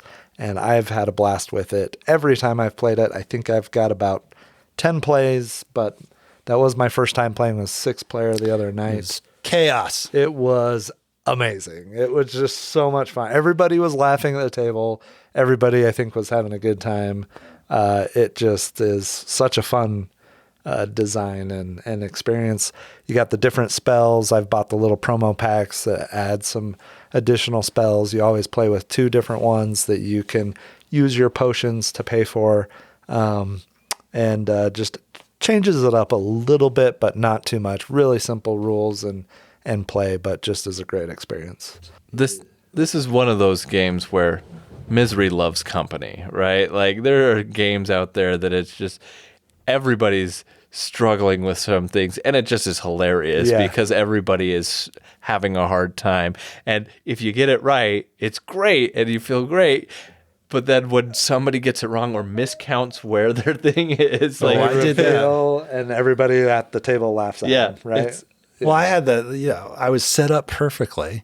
I, take a tower off, reveal my meeple, move the tower, and then I have a 2 card that I can move right into the tower. Yeah. And I picked up the wrong stupid tower. I'm like, I could have sworn it was there, but it wasn't. Logan accidentally knocked over a tower in the last round and did. revealed where my wizard was, except for to me, because his hand Or was so you say. No, I could not see it. And so when I went to do my last turn, I was trying to reveal my wizard from somewhere else, and I was wrong. I couldn't have beat Leo in the tiebreaker anyway, but it was this moment where I thought I knew. It's like when you go to a baseball game and they put up on the board a ball under 3 hats and they're moving them around really fast. shell game. And you can't blink. Game. Yes.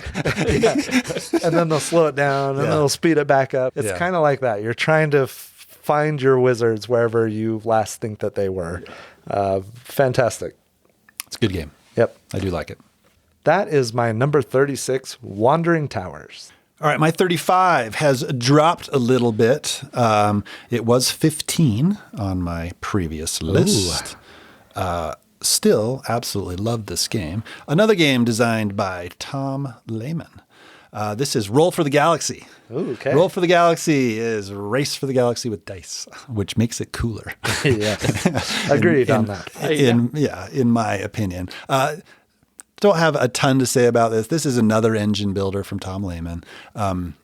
what I do love about this game is you roll a bunch of your dice. It's behind a screen. You assign all of your dice. And then there's this really cool reveal where everybody reveals at the same time. You see what everybody else has done. You're like, aha, I knew you were going to select that. I loaded up some dice here in this column on settle.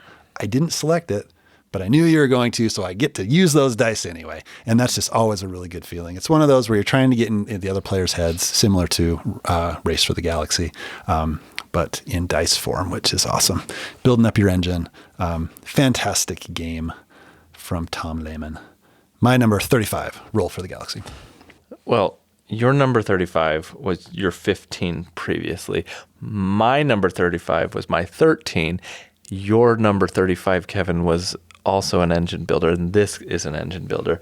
The reason mine dropped to 35 is because you guys are bunch of jerks. Sidereal Confluence is my number 35. Oh, I okay. would happily play this anytime you want. I would. Jason. We just barely found out you had for this the one. last 3 years. Oh, yeah, that's right. We've already talked about this in this episode too. Yeah, Sidereal Confluence is an engine building game where every component that a player has is tradable. You can trade anything with everybody. It's a negotiation trade game and engine building, and everybody has these unique cards that can be implemented into any engine that makes things really desirable. You're trying to gain resources to trade them out to do different things. It feels similar to Tom Lehman games in like Res Arcana like Res Arcana. You're getting all these different types of resources, right? Which the resources ultimately don't mean anything, but like you're trying to get those resources so they convert into this other type of resource that's an arbitrary shape and color and play with it. I love this game, and the fact that it plays up to 9 players and the game time remains the same from the 4-player count to the 9-player count is a design feat. I think this is a really, really good game that deserves more playtime at our table. Who has a table big enough to play 9 players with this? I've only played it 9 Is that players. like around a kitchen island that's in a mansion or what? It's a sprawling game, but like I played it at a con with I think we got 9 players, and it was we had like several large tables scooted together to make this work, and it was a lot of fun. But yeah, it's Table hog. Absolutely. Is the trading simultaneous or is it turn-based? Yes, it's simultaneous trading. When I feel like you've described it that way before, and I just can't help but picture Pit. Yeah, exactly. 3, 4, 4. No, that's not far from it. And, okay. And the It's an downside. evolution on Pit. we're really selling this. I swear I was selling it this time. Don't throw Pit in No, here. I'll play it. Pit 2.0. This is great. Yeah. Step up from the 1980s classic. Yeah, well, he had a 1988 game on his top 50. Don't knock the 80s. Oh, I've got one from the that's true. 60s. Yeah, well, that's Acquire. obvious. Right. Sid Saxon was ahead of his time. Yeah, he was. All right, my number 35, Sidereal Confluence. Nice. For the record, Pitt says 1903 design year. So, That was ahead of their time. That was actually. so 100 years later, 110 years later, we get a Sidereal Confluence. Quite the evolution. It took a while, but it came. All right, my number 35. This is a game that somebody might score 450 points and you might score 139, and that's okay because the It is gameplay not okay. is fun and exciting. It's got tracks. It's not a 4X game. It's not a civilization game as it is labeled. This is Tapestry from Stonemaier Games. Came out in 2019. Plays up to 5 players. Has some great expansions. I love playing this game. There's some balance issues. We've talked about it in the past. It's been talked about at length by other people. I still love playing this game. I don't care about the balance issues. Yeah, I just love playing this game. It doesn't matter. I feel like I'm more just playing against myself and everybody else is there along for the Yes. ride. I play this game, and when I play it, I'm like, yeah, this is fun. Cool. Oh, yeah, cool. And then I get to the end, and I'm like, huh? I just lost by 800 points. That is every reaction. Like at the end of the game, I always have that thought of like, well, what just happened? You know, Yeah. it's very rarely a satisfying ending for me, but it's a satisfying play, Yeah. which is such a weird Yeah. thing for a game Yeah. for me. Yeah. So, we've talked about it at length before, but this is my number 35. I think it was 22 on my list before, so it's dropped a little bit, but Nice. still fantastic game. Tapestry. Cool. All right. My number 34 has already been talked about. Ooh. Oh, This is the first time. Right? Rajas.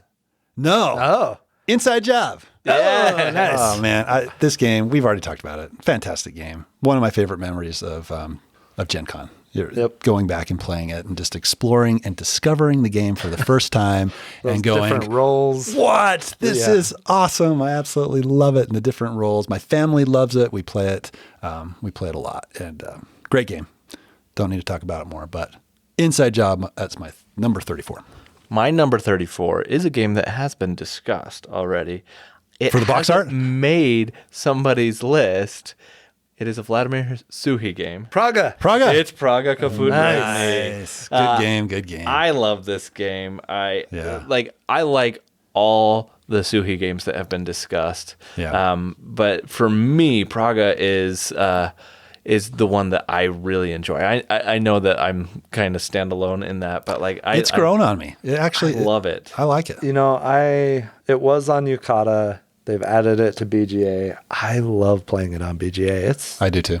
I still think there's some truth to the whole you go up the King's Road. Yeah, I do too. Kind of a little bit of a dominant strategy, but there's still more to the game than just going up King's Road. Yeah, and I suck at the game. I just want to say that. I'm but not great. But it's still fun.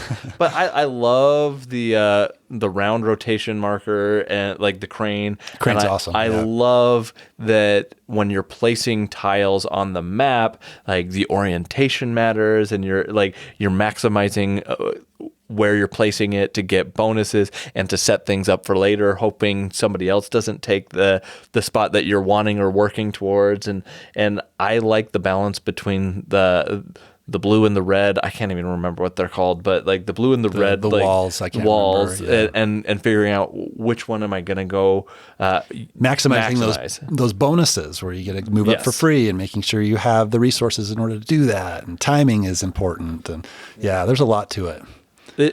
It's great. Using the eggs as well is like, even though we pick on Tyler a lot about the eggs, but the eggs The origin themselves as of a the egg. mechanism- yeah, they're great. That's Like, the game. This is the Chicken game. come first. I love in this game, you only have 16 turns. Right. Well, which potentially does- more, but yeah. Potentially more if you get some of the golden windows. Mm-hmm. But it feels like not a lot, but yet you can do so much over the course of this game and start chaining stuff together. And it's just fantastic. It's a tight design that 16 turns or potentially more makes you feel like every turn you're doing, you're trying to be as efficient as possible. And Yeah. it feels really rewarding when you can make something of that. And I really like that. Yeah. I think this was a game that we reviewed back in our single digit episode days. Yep. I think if we went back and did it again, I would have much better things to say about it. Not that I didn't enjoy it back then, but Yeah. I definitely like it more now. I mean, that's a sign of a good game where the more you play it, the more you like it. Right. Yeah. Yeah. And I'm glad it's on Board Game Arena because I had gotten rid of my physical copy. So I still have mine. So if we ever get the itch to play, we'll bring it out. I'd be for I was that. a little yeah. bit scarred from all the abuse that I've taken since the egg it was incident. all but- warranted. We just want to say that.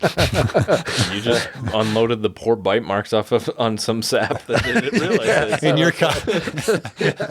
Somebody has, your copy is like, who tried to eat this? what kind of weirdo eats wooden eggs? If you want to hear the full story, go back to any number of episodes in our lineup to hear that. But yeah, if you want to hear it the first time we talked about it, go to the review Original episode review, yep. of Praga. Yeah. So that's my number 34, Praga Kaput Regni. All right, my number 34 has been talked about already. I think it was Tyson's number 36. Rajas of the Ganges. Nice. And I don't think that made my list last time. I think it was just barely cut from my top 30 before. But fantastic game. Love it. Way better than Ark Nova. Just gonna throw that out there. Overrated. Even though they are completely different, except for that scoring mechanic. Game scoring. And yes, I know. No. Everything else about the game is drastically Absolutely. different. Yes, Totally. yes. I'm not ready. Tile laying in both of them. Yeah. Okay. Yeah. Yeah. No, completely different games, but yes. Yeah. Rajas of the Ganges. Got it. 34. My number 33 has also been talked about already, and that is Ra. Oh, nice. yeah. Love Ra for all the reasons we've already talked about. Don't need to talk about it more, but fantastic design by Reiner Knizia. Did you kind of want to cheat and combo in Ra the dice game too? I love Ra the dice game. It's good. I think it's done so well. Yeah.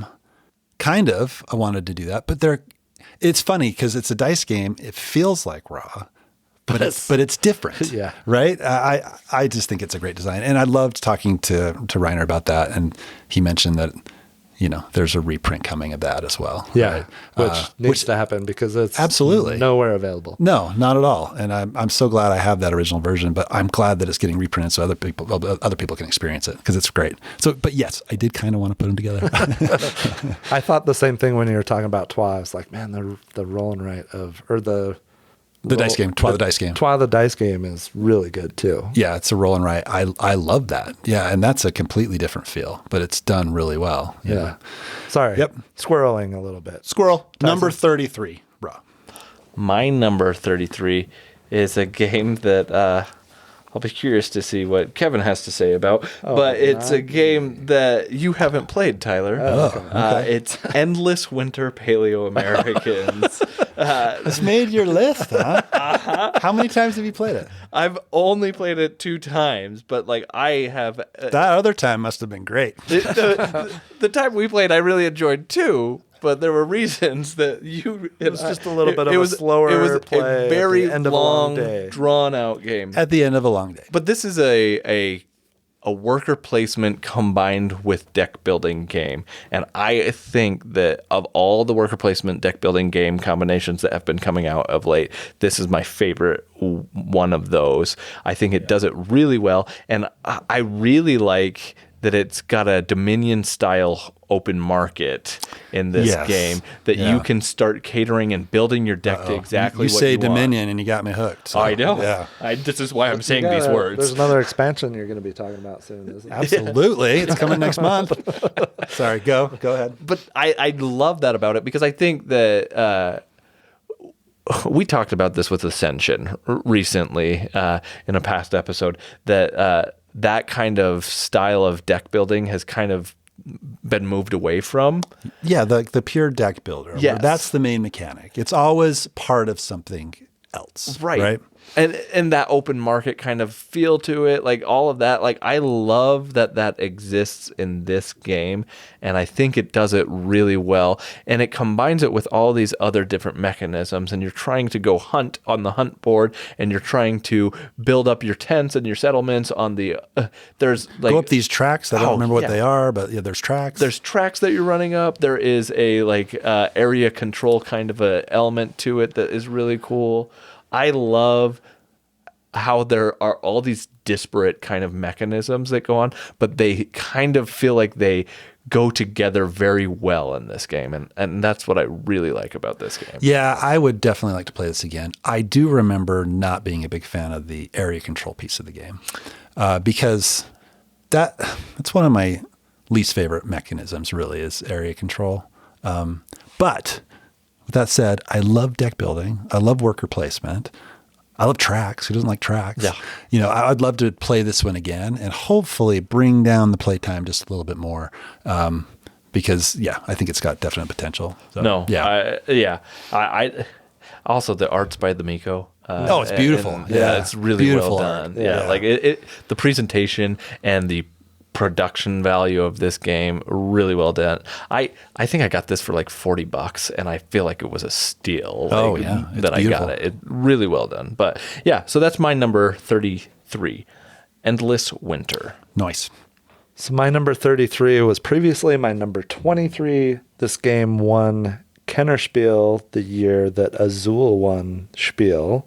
It is the Quacks of Quedlinburg. Bag builder game that just plays over 9 rounds. You get varying rewards and benefit and bonuses and get to buy new ingredients to add to your bag at the end of each round. You're trying to build these amazing potions to sell at the market without exploding your pot. So it's a push your luck game with bag building. I absolutely love this game. Played it 44 or 45 times. Just a fantastic design from Wolfgang Warsch. Nice.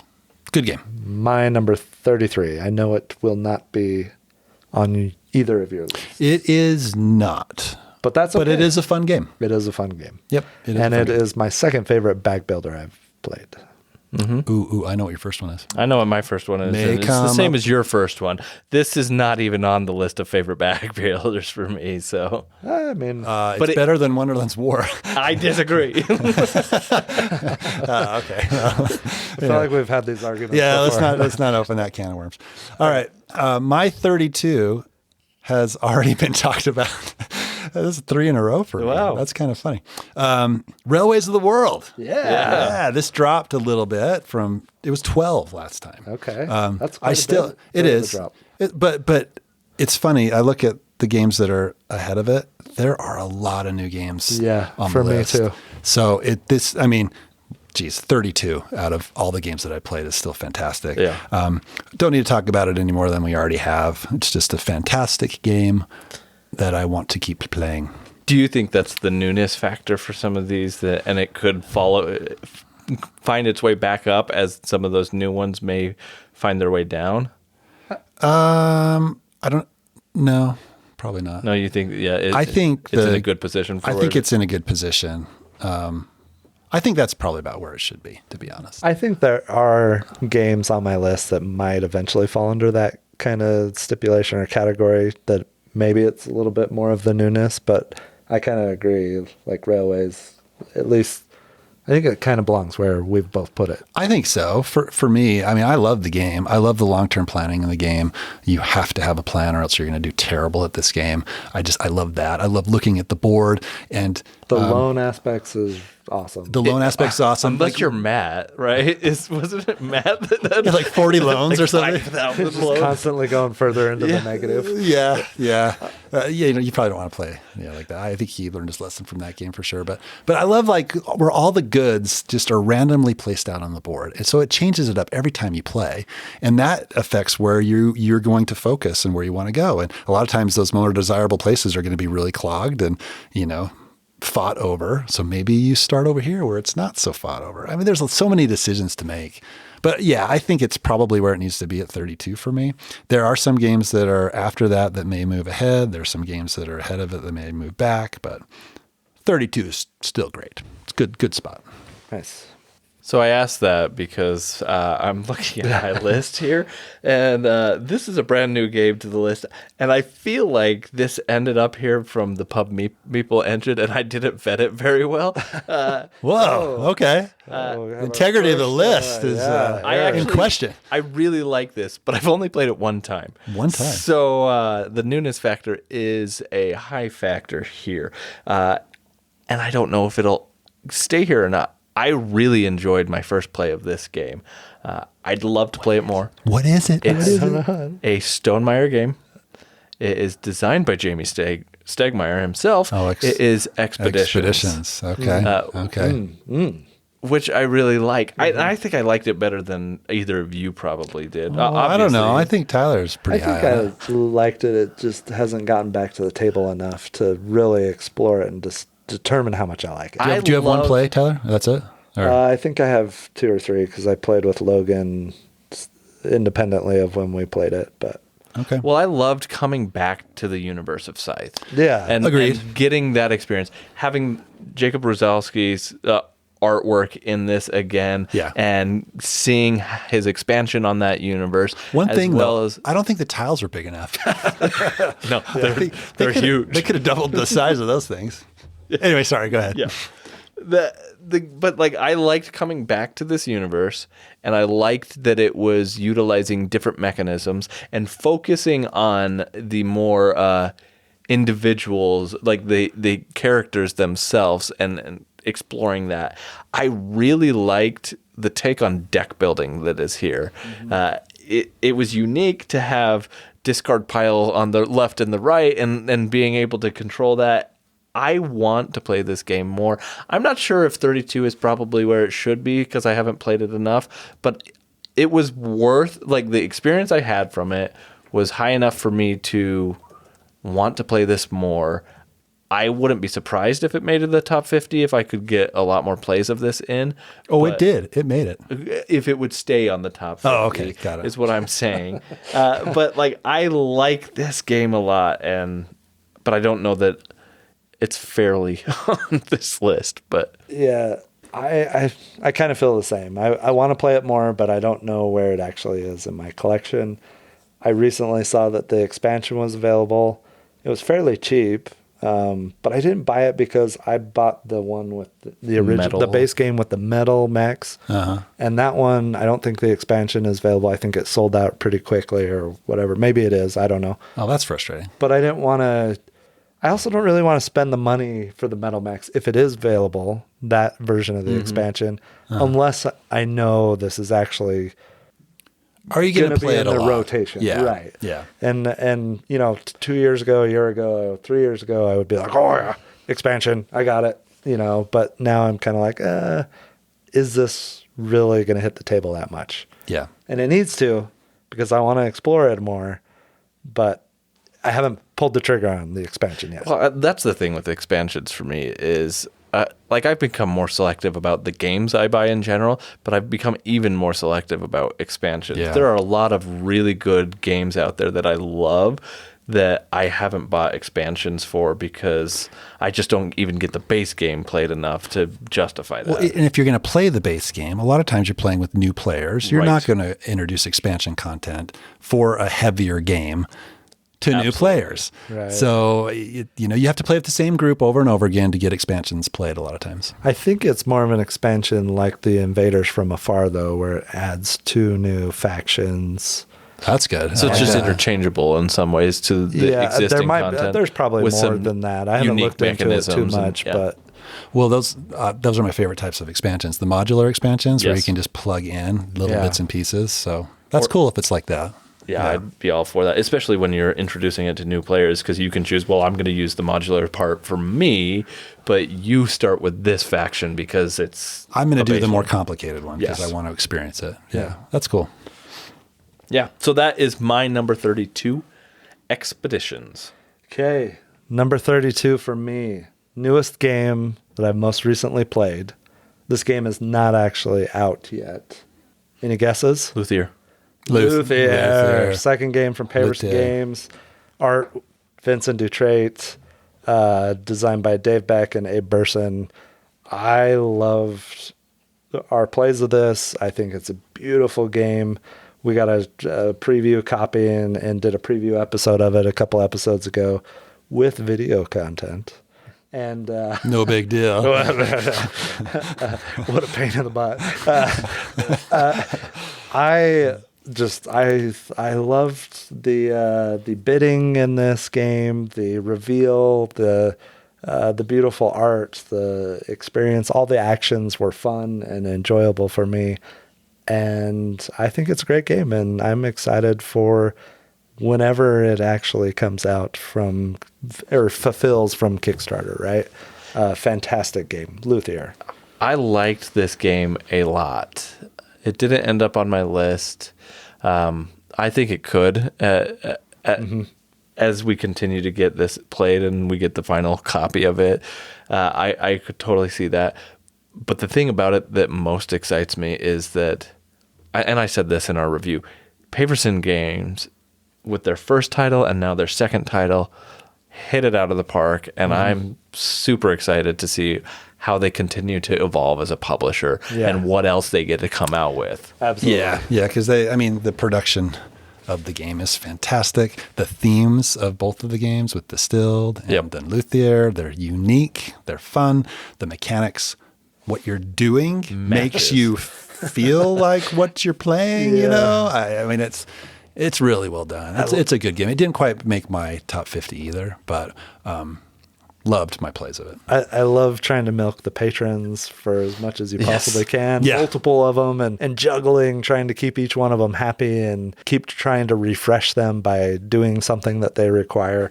I thought it was fantastic. And like we said when we did the preview episode, I would be happy to have this version of the game, the prototype version, because it is beautiful and it's only going to get better. Yeah. So excited for Luthier when it fulfills, and like Tyson said, any future designs that are coming our way from Paverson Games.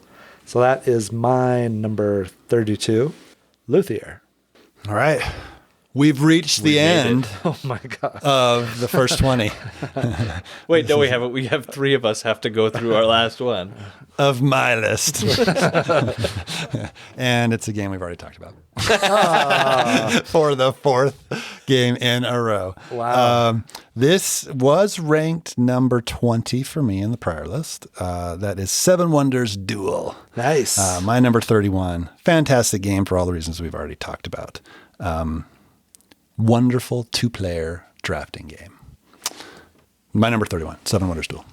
My number 31 is a game that is new to me, new to this list, and it's a new addition as of very recent. Like, it's a recent addition, just like a Gest of Robin Hood.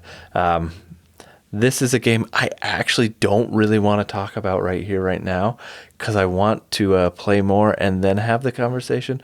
But this is Arcs by Leader Games. Whoa. That made 31, huh? Have so much to discuss about this. Let me say that, first off, this game is only for certain people. Like, I think this game is amazingly well designed, and it's fantastic, but there will be people who play this game and will hate this game, and rightfully so. It is a super aggressive game that is just not people's style, but I love it. Did anybody walk away happy from that experience? I absolutely did. And I lost. Like, I was dead last.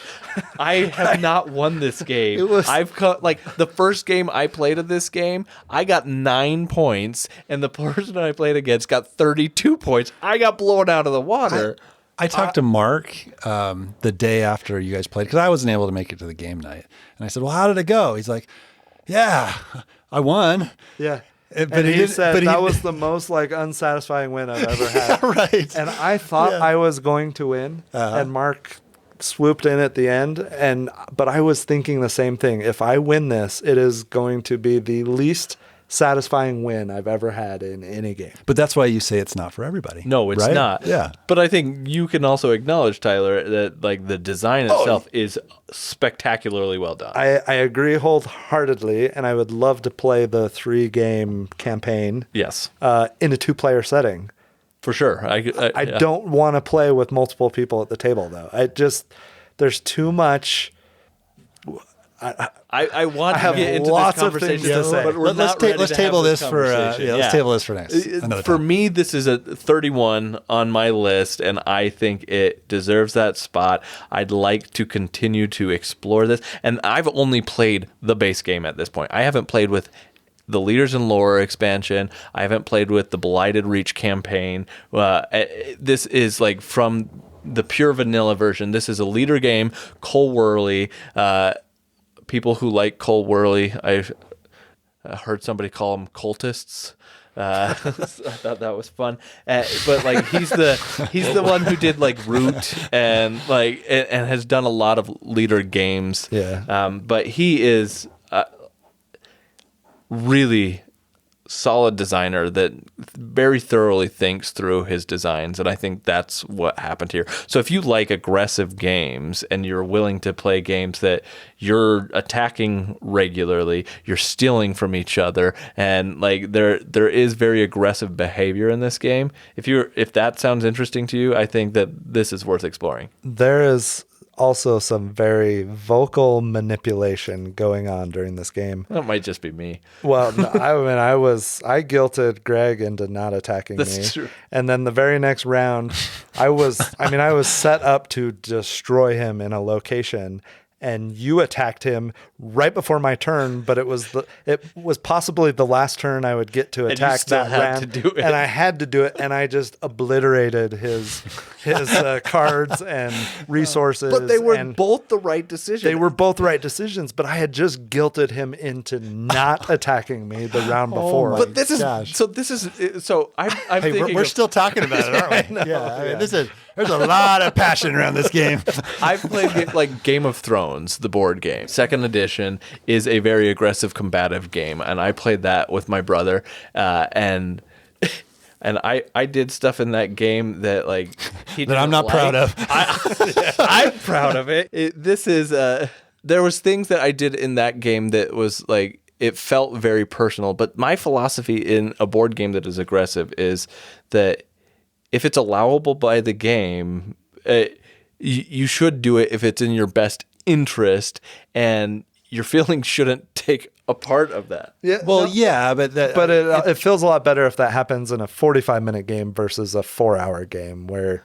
Yeah, but like you said, if that's just not your style of game, right? Right. If you're going to get offended by getting attacked by somebody, or if you don't feel good about attacking somebody else, then just don't play that game. This is not the game. Yeah, Absolutely. if you're a war gamer and you like direct conflict, then maybe this is the game for you. I haven't played Arcs, and I don't have a desire to play because I don't think that would be a feel-good experience for me. I think actually, Kevin, you would enjoy this similar to what Tyler's saying. Oh, maybe? At a 2-player count. Oh, okay. Like, I think you would enjoy it a lot better at a 2-player count, because some of the stuff in a Gest of Robin Hood that is occurring is the similar types of stuff that you're doing here. You're stealing from one another. You're trying to directly combat. Like, I think on a much bigger scale, I think, but yeah, there's more direct like aggression, sure, but like it almost is kind of counterinsurgency-esque in some way. It's a war game though. Ultimately, it's a war game. Yeah.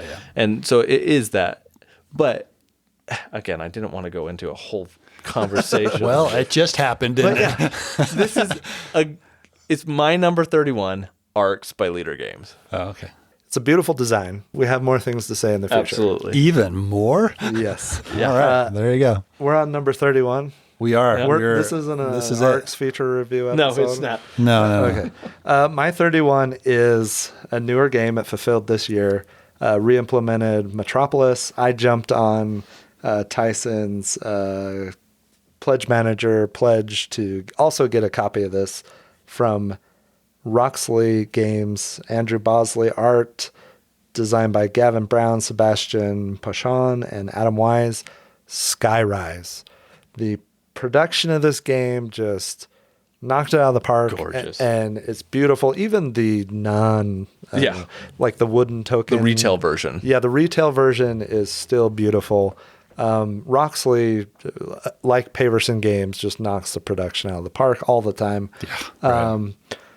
And at first I felt like the gameplay didn't necessarily match up to the production. Mm-hmm. But the more and more I played this game, especially with the same group, with you guys around the table, and we featured this. We did a feature review of this. We did. Episode 61, I think. I would change my rating now. Yeah. The more and more I played it, the more and more exciting it gets for me. The decisions are so interesting. You're placing bids with worker placement bids where you're trying to win this auction of being able to place a building and flip it over and collect resources, or such a unique design. And I had never played Metropolis. I'd never played that before, but I love Skyrise. I love the decisions that you are forced into, or forcing other people into certain decisions. The more and more I play it, the better and better it gets. That's exactly how I feel. Every game I've played, I've liked the game a little bit more. Yeah. And it's a fantastic design. I love the decisions. They're such difficult decisions. And when you force somebody into a difficult decision, when it's not beneficial for them, but they see how beneficial it is for you. Yep. And it's just like, what do I do? Yeah. You're going to score a ton of points if I let you have this. But it's completely useless to me. It does nothing for me, you know? Yeah. And I love those types of decisions. You know, it's tough when you're in that position, and it's really satisfying when you play and put somebody else in that position. It's just, it's a great design. The one thing, I wish there was a little bit more variability in some of the cards. I wish they would do some promo packs and expand some of the scoring and hidden scoring. Maybe and, variable player powers or something. Yeah. You know, that would be beneficial as well. But fantastic, beautiful game. Andrew Bosley art just But even knocks it out of the park. without that like variability and change, it makes this game incredibly approachable, I think. Absolutely. Like this game Yes. is easy to introduce to people. It's difficult to master. Again, like similar to some of the other games we've talked about, Hansa and Reiner Knizia games and things like that, right? Like it's easy to approach this game and teach somebody how to play it, but it takes time to improve your skill at this game, and it's really rewarding to see that as it goes on. I like that. And it plays in like an hour, maybe a little over an hour. quick, yeah. It's great. So that is my number 31. Well worth it. Skyrise. Well deserving, I should say. That is Skyrise. a lot of games. That is a lot of games. We are this- well over 2 hours, but This was fun. Invigorated me and excited me about playing some of these games. It's been fun. It's been engaging. I've had a blast. Yeah, it's been awesome. Yeah, like you just mentioned, I want to play all these games. I wish I didn't have a job. Yeah, right. Well, and I'm surprised there was so little overlap until Kevin just couldn't talk anymore. Well, until we kind of got into the 30s, and Right. then it was Right, and then there was some definite overlap going on. had a lot going on towards the end of my list, but that just means that they're great games. Yeah. Yeah. And I think we might start to see a little bit more. I think so. Going up. Yeah. But Yeah. it's But I'm this is excited to fun. find out. Yeah. Yeah. Like, where do you guys rank this stuff compared to where I rank? I don't know if we'll get to part 2 in our next episode. Maybe we'll do something in between, but maybe the next episode, part 2, will be 30 to 11. And then part 3, whenever we get to it, will be 10 down, countdown Top to 10. 1. Top 10, need a little more time. We got to spend more time on our top 10. Yeah. For sure. There will be some overlap. there. Absolutely. Guaranteed, but Yeah. we'll have some healthy discussion, I'm sure. Yeah. I'm excited for that episode. Yeah. So I think this wraps up the episode. We opted not to do a played lately section. Probably a good choice Yeah. because We talked would about have been 50 games or something. Would have been a 4-hour episode. Yeah. Yeah, right. So, but thanks for listening. Hope you enjoyed it. Let us know on Discord. Maybe what's your top 31 through 50 games? Ooh, that would be let's start fun. talking about that. What games have we missed? What games do you think are going to be in our top 30? What games are you surprised or in our Yeah. What top 50 to 31? you Yeah. know? Who was wrong, and who was embarrassing in what they chose on there, like me with expeditions. That wasn't a bad It's not a bad pick. pick. I could see that very well being in that spot. It was a little surprising. I yeah. seem to remember in our top 30 that you picked a game that had one play or something like that. I definitely did. You did? Yeah, I did. I did. Yeah. And it's still going to be in the top 30, and it's Imperial Steep. still going to have only one play. But yes, Imperial Steam. Yeah, that's coming, isn't it? it is coming. Oh. I thought when you talked about Tapestry, when you said of the huge scoring variances, Oh, I'm yeah. thinking Imperial Steam, and I'm like, oh, game's so bad. I still have, I like Tapestry more, but yeah. You Yeah. have PTSD from Imperial Steep. Yeah, So do you. I did not. We were at a similar score. Oh, absolutely. And I totally got crushed in Imperial Steam. Yeah. But I didn't write it off entirely because I would come back. You would to go it. back and play Absolutely. that And I've game? said that almost Yeah. every single time it's come up. I would go to back. I'd rather dozens of times. I'd it's rather come have up. shoulder surgery. That may be coming, but yeah. I'm sure that could be arranged. We'll play it while you're getting yourself. exactly. I mean, I kind of hope you do, but at the same time, I kind of hope you don't because it's kind of freakishly cool looking. Yeah. So No offense. It is kind of crazy how big of a bump I have much. We've named the bump. His name is Gary. So, which is my father's name, which is hilarious. I just found out about that today. Yeah. So maybe I'll get attached to him and we won't have surgery, but really I want to get this thing fixed. Yeah, it looks pretty bad. So. All right. Well, thanks for listening. Tune in next time. Good luck for a Gary update and more games. Don't say it. Thanks for listening to this episode of the Longest Turn Board Gaming Podcast. If you enjoyed this episode and you want more Longest Turn in your life, please check us out on Instagram. Also, be sure to check us out on Board Game Geek, where you can join our guild, Guild 3947, and check out our blog, where we post all our show notes and occasionally post more detailed reviews. If that's not enough for you, we have a Discord server. If you want to play a game with us on Board Game Arena, join our Board Game Arena group, The Longest Turn. Until next time, thanks for listening. Tot ziens. Goodbye. See you later.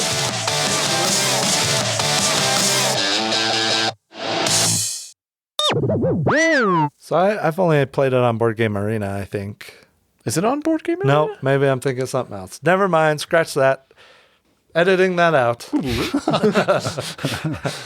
The king is dead. How do you say his name? Yeah, Kaniska. Yeah. Corey Kaniska. I'm just going with the one that I had before. Yes. Corey. Just go with Corey. Yeah. Sorry.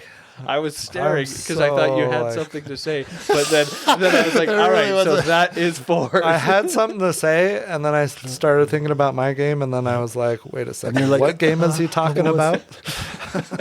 Oh, yeah, that's right. It was Fort. That's why I was waiting for you to say Fort. 40. I like Fort. Fort. I was a kid once. Yeah. You know, forts. I like toys and pizza. Screw you guys. And I'll just. I've start already over. made an AI voice out of your recordings, so I can just make it perfect. say and blend it together. Yeah. Just kidding. I have not done that. That would be That'd be wrong. funny. And That would all be of a wrong. sudden, also Tyson starts swearing. Mother, no. Or saying Imperial Steam is my favorite game. Oh, yeah, exactly. Yeah, that would be unethical. Yeah. Yeah. Where you Planet.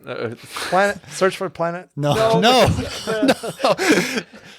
It Mission crew. the crew. The crew. Yeah, the crew. Yeah. Mission the crew. The crew. Yeah, so all right. All done? Yeah. All right.